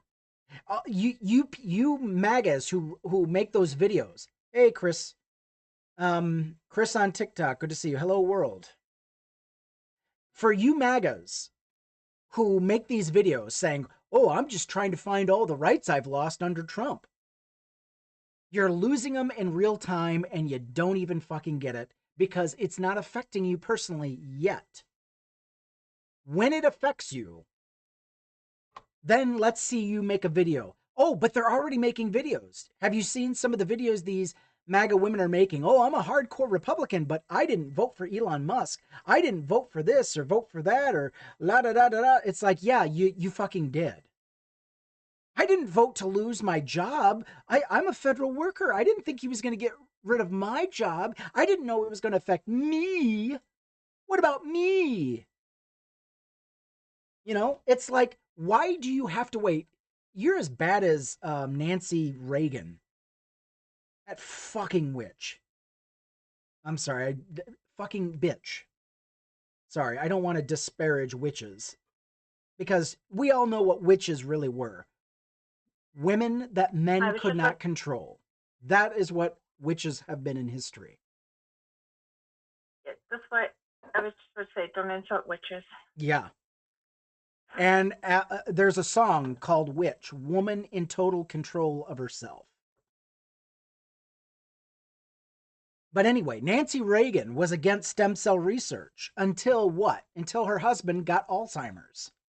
Nancy Reagan was against gay people until one of her relatives turned out to be gay. Oh, well then, well, my goodness, It's like, what the fuck is your problem? Do you not realize that people exist outside of your direct sphere of influence? It's only when it affects you that there's a problem, isn't it? Unbelievable. Unfucking real. Anyway, sorry, just went on a whole long rant. I think I forgot what I was actually going for. No, that's fine. Did you hear that in 9 states, lawmakers have and are going to try to undermine the same-sex marriage rights? Yeah. Yeah, that's called the marriage. Yeah, the marriage equality. They're going for it. Mm-hmm. And they are. My goodness, it's like voters. If you want to stop MAGA, you've got to stop pussyfooting with Republicans. I don't care what they say on the debate trail. I don't care what they say in the town halls. Republicans are cowards. They will fall in line with dear leader. There has been no pushback against Donald Trump, except for the people that are no longer in office. The people that are no longer affected. Mitch McConnell, as he's walking out the door, he's like, shut the fuck up. You're too late. You know, shut up. I don't want to hear from you. Adam Kinzinger, what's her name? Elizabeth, Liz, oh my gosh, I can't think. My brain is turning to mush. Cheney, Liz Cheney. It's like, you voted for Donald, you voted in favor of Trumpism at what? At what rate? 80%? 90%? You know? And then you're still spreading disinformation about abortion. It's like, fuck you. That is one thing I fault Kamala Harris for, is cozying up to these Republicans. You know? Stop cozying up to these fascists. Anyway. We're here now. And all of this could have been avoided. All of this could have been avoided if we had voted for the more than competent black woman. But you had a bunch of racist Democrats who wouldn't even show up to the polls. They wouldn't even show up to the polls. And I'm not talking about your uber-controlled Republican states. I'm talking about democratically controlled states. Districts, entire districts flipped red because Democrats stayed home. They got flipped by only a few hundred votes. Millions of Americans less voted for Kamala Harris than Joe Biden. That is a travesty. And I'm not talking about voter suppression. I'm not talking about ballots that weren't counted. I'm talking about people that actually showed up. Millions of Democrats are not showing up, and you wonder why we're losing ground. And I can only conclude one thing. We've got a bunch of racist Democrats who could not bring themselves to vote for the black woman. Misogyny and racism. Great job, Democrats. I don't fault MAGA. MAGA is going to be MAGA. But when I see statistics of Democrats voting in favor, I mean, they actually even voted for Trump this time around and then lied about who they were going to vote for. And you wonder why the black community doesn't trust us white people. They don't. They don't trust us anymore. And this is why they're not going to show up to our protests. They're not going to show up to our events because we played in their faces and we didn't show up. And here we are. Black people stood up 10 toes down. 92%. Actually, probably closer to 96% of black women showed up to the polls and voted for Kamala Harris. They did the right thing. Black men, less, but even more. White men, over 74% voted in favor of Trump. I think somebody's lying.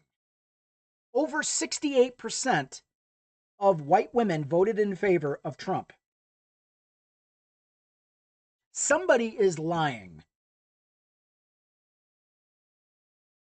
You don't believe me? Look, check the statistics. White Democrats, get your head out of your ass. We got a lot of work to do. And I'll tell you what, I will dump on us every day of the week before I start looking at the black community and saying, well, you know, it's like, no, we're not doing that.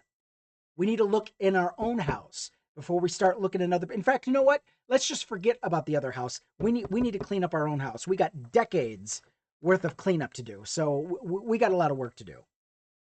I don't want to hear about the black community and what they're not doing and what they're doing. It's like, no, they did their level best. They tried warning us, and because we are not listening to black women, here we fucking are.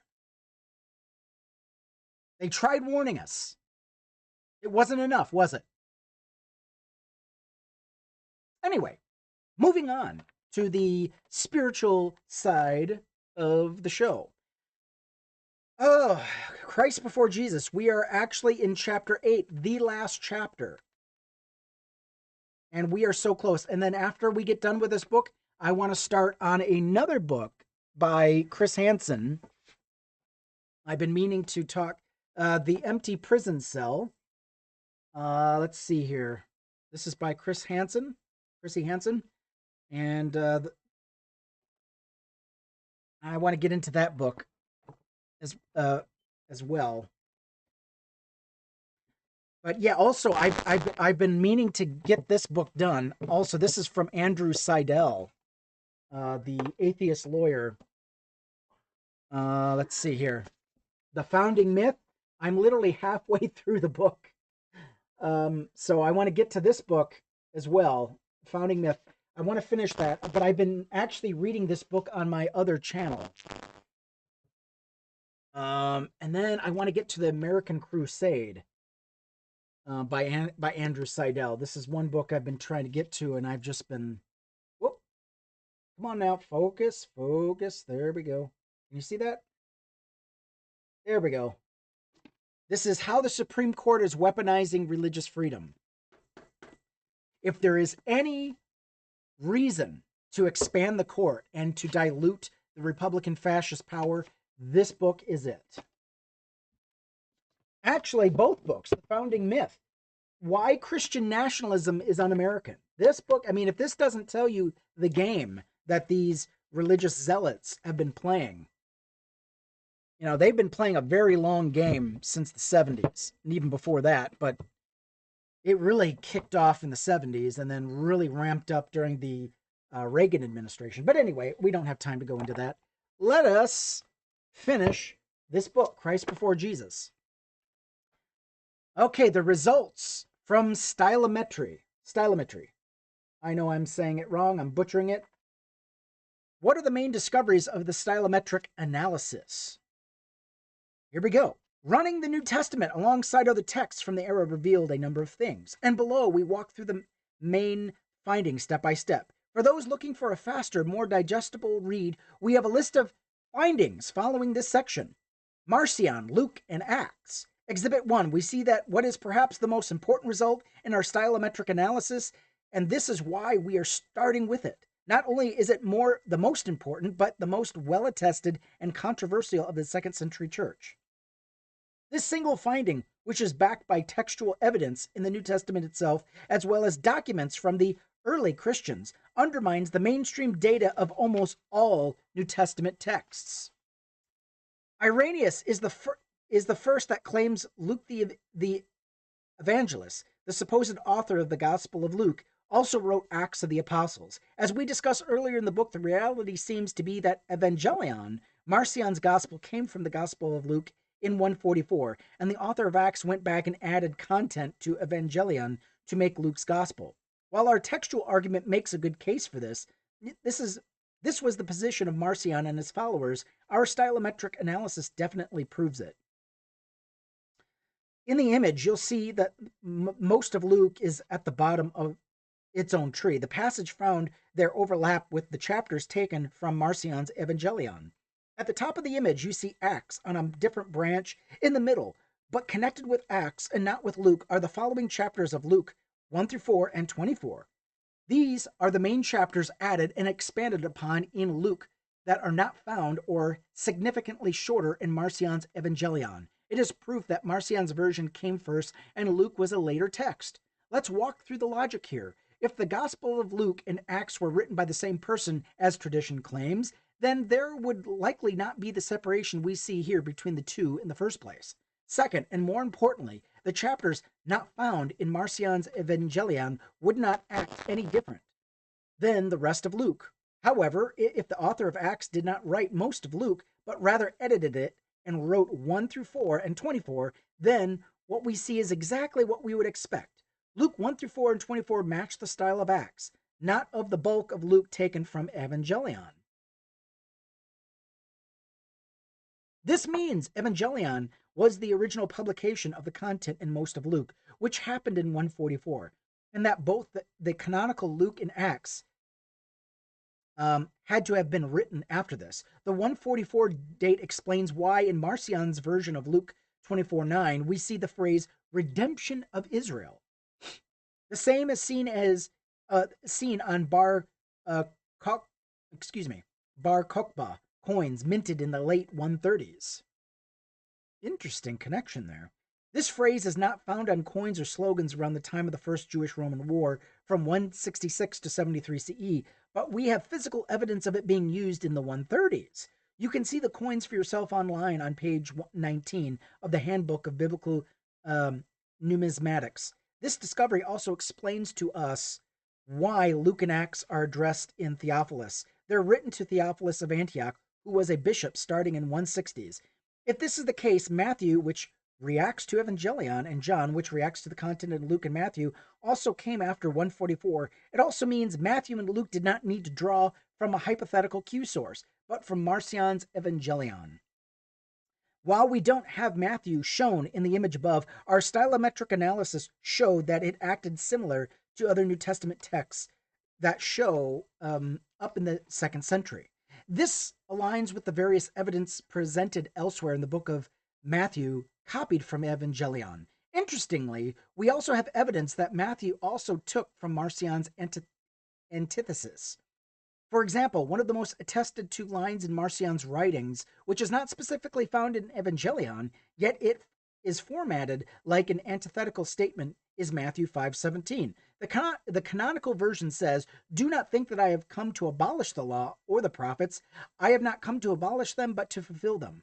However, dialogue of Adamantius, an anonymous 3rd or 4th century anti-Marcionite text, Isidore of Pelusium, 4th and 5th century Christian apologists, and others say that the Marcionite antithesis reversed this phrase, claiming Christ did come to destroy or abolish the law rather than fulfill it. Irenaeus and Tertullian also discuss this verse and those coming after it as if they are affiliated with Marcion. What seems to have happened in Matthew's author took Marcion's antithesis, kept it where it fit his theology, and reversed it where it did not. Another piece of evidence for Matthew being a reaction to Marcion's Evangelion. Originally, in our theory, we believe that Luke 1-3, which is almost entirely absent from the Marcionite version of the Gospel, would be the only one strong enough to show up as written by a different author. Chapters 4 and 24 also show up here, and have over half of their content added after Marcion's Evangelion. This means that Stylo performed beyond our original expectations and confirmed that the content added later into chapters 4 and 24 is so distinctly not original to the rest of the text, but they also show up closer to Acts, and that the content found in Evangelion, when the later editor added content into chapter 4 and moved things around, he slipped up and messed up the original order found in Evangelion regarding Jesus' stay in Capernaum. Both the textual evidence and stylometric evidence show that our version of Luke comes after Marcion in 144, and this is devastating to mainstream positions that attempt to date the gospel to the 1st century.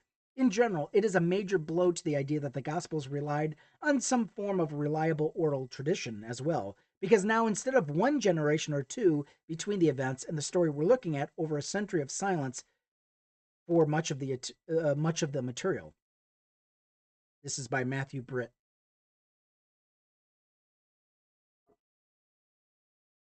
Acts itself is not mentioned until Irenaeus in the late 170s to early 180s, which would also fit with the dates we have for Theophilus of Antioch, who both canonical Luke and Acts are dedicated to.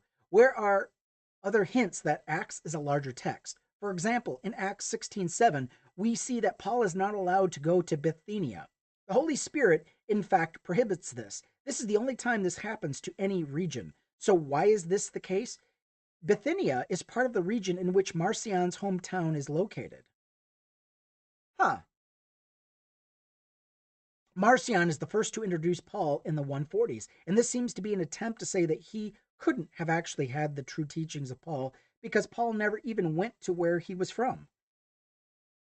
As mentioned earlier in the book, there are also a number of 2nd century figures who get referenced in Acts as well. It's these anachronisms, with, along with various others that align with a stylometric analysis showing that Acts is a later 2nd century construction. Also note that that Mark 16 is found alongside Acts. This is because the original ending of Mark was Mark 16:8. As we mentioned in chapter 2, in many Bibles, especially the NIV, you'll see a footnote at the end of the verse saying that many manuscripts end there. What our results show is that the same person who wrote Acts and edited Evangelion into the Gospel of Luke also added the longer ending of Mark. Textually, this makes sense, too, as both the longer ending of Mark and the added ending of Luke both have Jesus taken up into heaven in what is known as the Ascension. The other 2 canonical Gospels do not have this scene, nor did the shorter endings of Mark. The Irenaeus irony. As we mentioned above, the Gospel of Luke was not given its name until Irenaeus. In fact, Acts of the Apostles is not named or definitely quoted until Irenaeus either. That's okay, Sweet Pea. You can stay, because we're going to close out the show. Acts goes from no direct quotes from any church leaders to over 50 quotes in Irenaeus against heresies. This made us wonder, could Irenaeus or someone affiliated with him have had a role in the creation of Luke and Acts? Of course, hard evidence like stylometric data is preferable when looking to answer these questions. Unfortunately, we have no surviving Greek manuscripts of the works of Irenaeus. The best that is available is W. Wiggins Harvey's reconstruction, which was published in 1857. Let's see. As we will see later with Marcion's Evangelion. One second. Okay. As we will see, let's see, but it is available also in the proportionally less of the original work than what has been reconstructed in Evangelion. So while we felt confident with our modern reconstructions of Marcion's Evangelion, the reconstruction we have of the works of Irenaeus leaves much more to be desired. Nevertheless, we still ran the reconstruction against heresies in hopes of being able to confirm or deny any connection Irenaeus might have to the works of the New Testament. Surprisingly, it frequently showed a direct connection with Acts, and that added sections of Luke when we ran it at the chapter level. We then ran it with the whole text, and once again, against heresies showed up in the same branch with Luke and Acts even more consistently. Whoops. Could this mean Irenaeus was the author of the Gospel of Luke and the Book of Acts? While we have our doubts about the available reconstruction of Irenaeus' work in Greek, there is actually quite a bit of evidence that would support his authorship of the books. As discussed, Irenaeus was writing in the 170s to 180s and became bishop of Longdunum, now Lyon, France, around 177. Wow. Prior to that, he was the 2nd highest in the church of his region. Theophilus of Antioch was bishop of Antioch from 169 to around 182. Irenaeus addressing Luke and Acts to Theophilus, whether as a second in command in Lugdunum or as bishop, that makes perfect sense. Interesting. Likewise, in the introduction of Luke, the author states that he has taken other sources and made a more orderly account. A parallel to Irenaeus' claims in Against Heresies about Evangelion being a mutilation of Luke's gospel.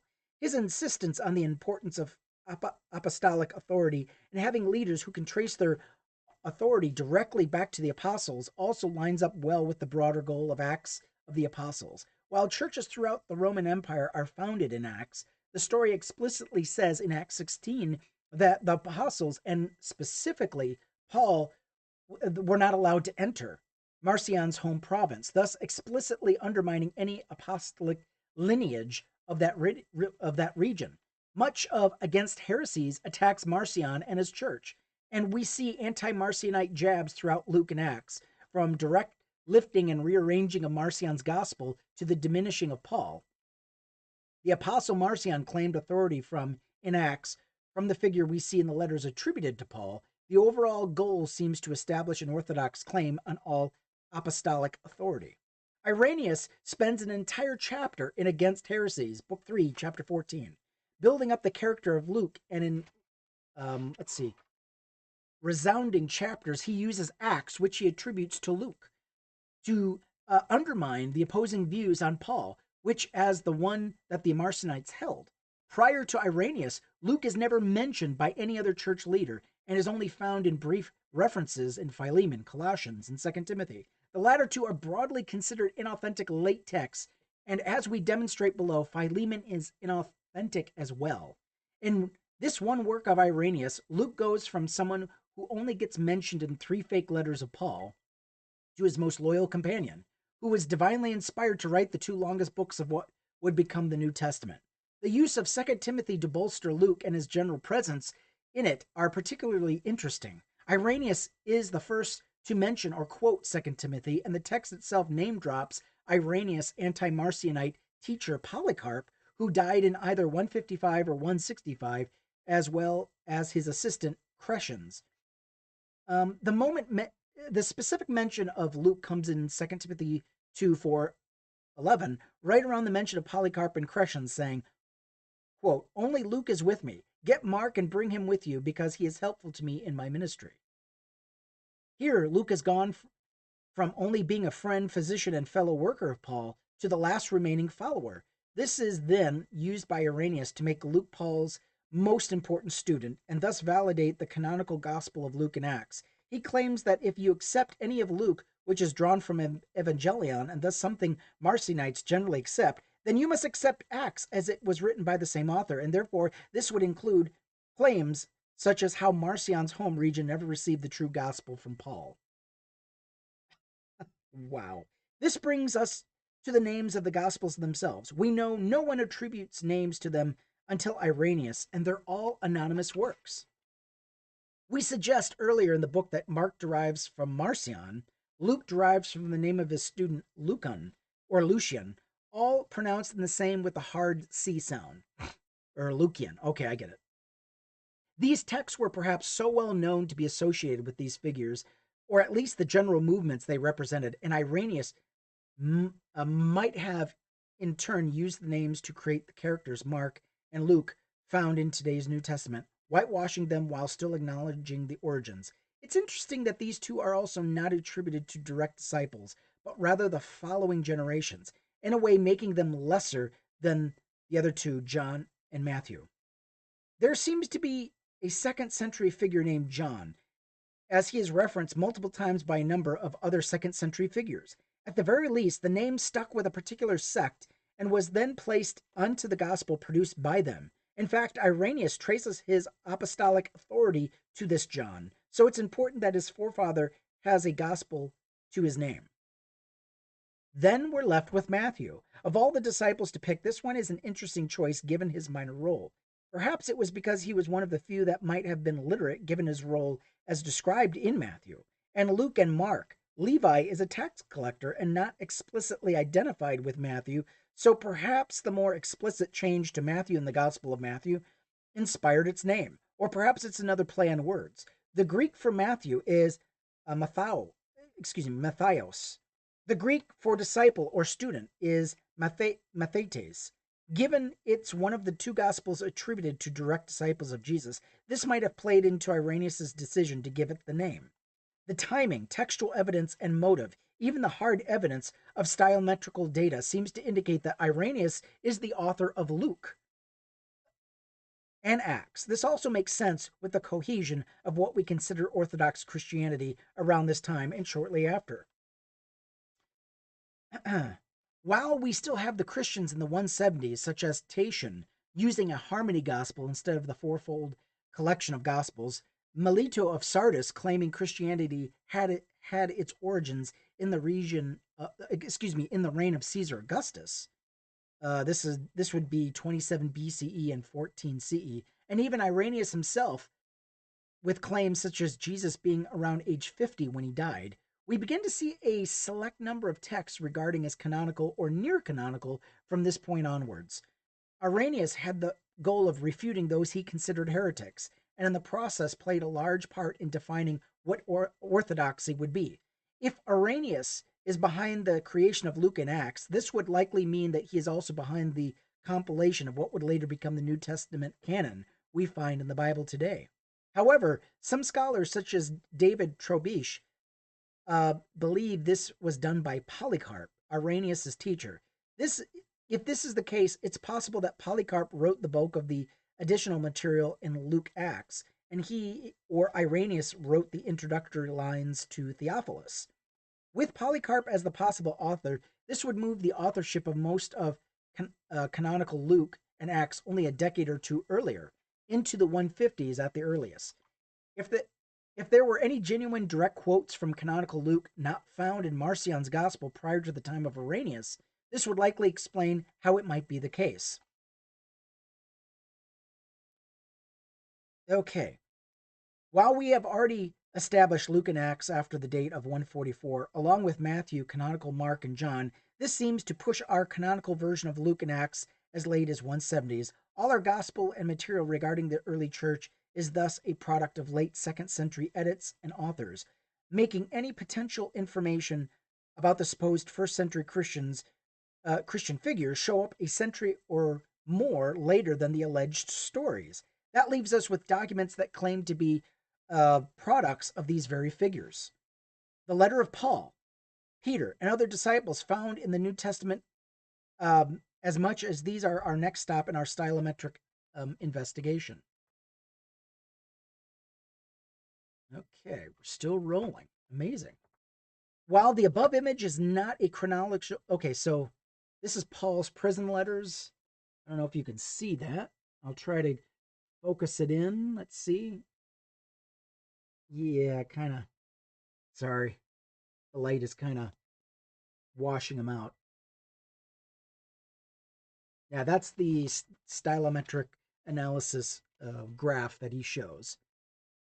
While the above image is not chronological, we are going to start with the top of the image, Paul's prison letters. These are 4 letters. Philippians, Ephesians, Colossians, and Philemon are given this name due to them being the only letters Paul supposedly wrote from prison. Mainstream scholarship considers Ephesians, which we split to test the theory that the first 2 chapters were used as an introduction to Pauline texts, given that they cite more than the following chapters, and Colossians to be inauthentic and Philippians to be a composite work of at least 3 smaller letters. Each of these smaller letters was generally too small to run, so we split the text among chapter lines due to inherent limitations to the text size. Philemon, given it is only 25 verses long, is usually ignored and considered authentic. However, Philemon shares his almost identical list of names with Colossians. While some will claim Colossians used Philemon as a template and claim Philemon is authentic, we can see here that the same author group that wrote Ephesians and Colossians, both forgeries, also wrote Philippians and Philemon. Given the common theme of the author being in prison, this is not surprising. Whoever wrote it liked the idea of their characters going through this form of struggle. But even disregarding the stylometric results, there are a number of things that indicate Philemon is a forgery. First, personal letters are the most likely to be fake. What easier way to introduce a new previously unknown or lost letter than to say it was a personal letter to only one individual? There are 3 other personal letters attributed to Paul: 1 Timothy, 2 Timothy, and Titus, and all of them are considered to be forgeries. Philemon is the only personal letter of Paul anyone considers authentic, and usually it's only just because it's so short and there seems to be no reason to question it.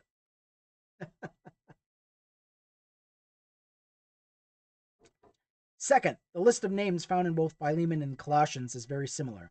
Colossians was likely the template for Philemon, and we know Colossians was not written by Paul. Even mainstream scholars generally agree on this. There are also overlapping themes with Colossians aside from it being a prison letter, just as with the later editions of parts of Colossians 3 and 4, in which certain social hierarchies such as slavery and patriarchy are reinforced. Some of those same social hierarchies are reinforced in Philemon, especially slavery. Third, in verse 19, we see a signature from Paul himself with this verse saying, I, Paul, am writing this with my own hand. I will pay it back, not to mention that you owe me your very self. Usually with these signatures are added into the letter, it's an attempt to fool readers. The forger knew that the reader would be reading what they would assume is a copy and thus believe that the original letter actually had different handwriting. In reality, had there been different handwriting, there would be no need for the author, supposedly Paul, to point out that it was different handwriting.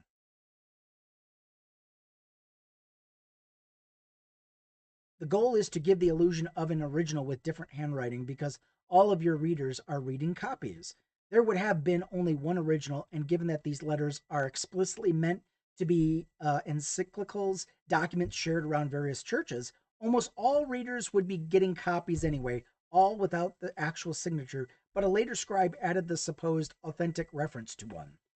And with that, we are going to stop. Thank you so much, P, for joining us, and we will talk to you guys on the flip side. My family is now home, as you probably can hear the pounding. So I'm going to end the stream. Thank you so much for joining us on the Biblical History Skeptics podcast, and no interruptions.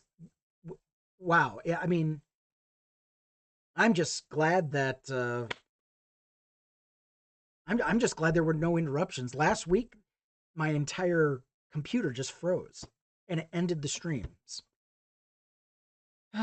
So, sweet smell of success. Don't get used to it. Okay, let's go ahead and end this show. Man, I got so many ways to end this. Let me see here. Crazy. Are you going crazy? I am. I remember when I lost my mind. There was something so pleasant about that place. Even your emotions had an echo in so much space. And when you're out there without care, yeah, I was out of touch. But it wasn't because I didn't know enough. I just knew too much. Does that make me crazy?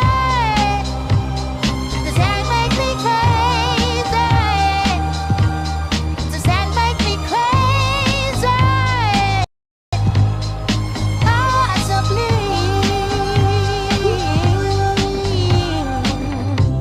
And all that you have in the time of your life would think twice. That's my only advice. Think twice. Come on now, who do you think you are? Bless your soul. You really play your infant doll. Bless your soul. Well, I think you're crazy. I think you're crazy. I think you're crazy. Just like you.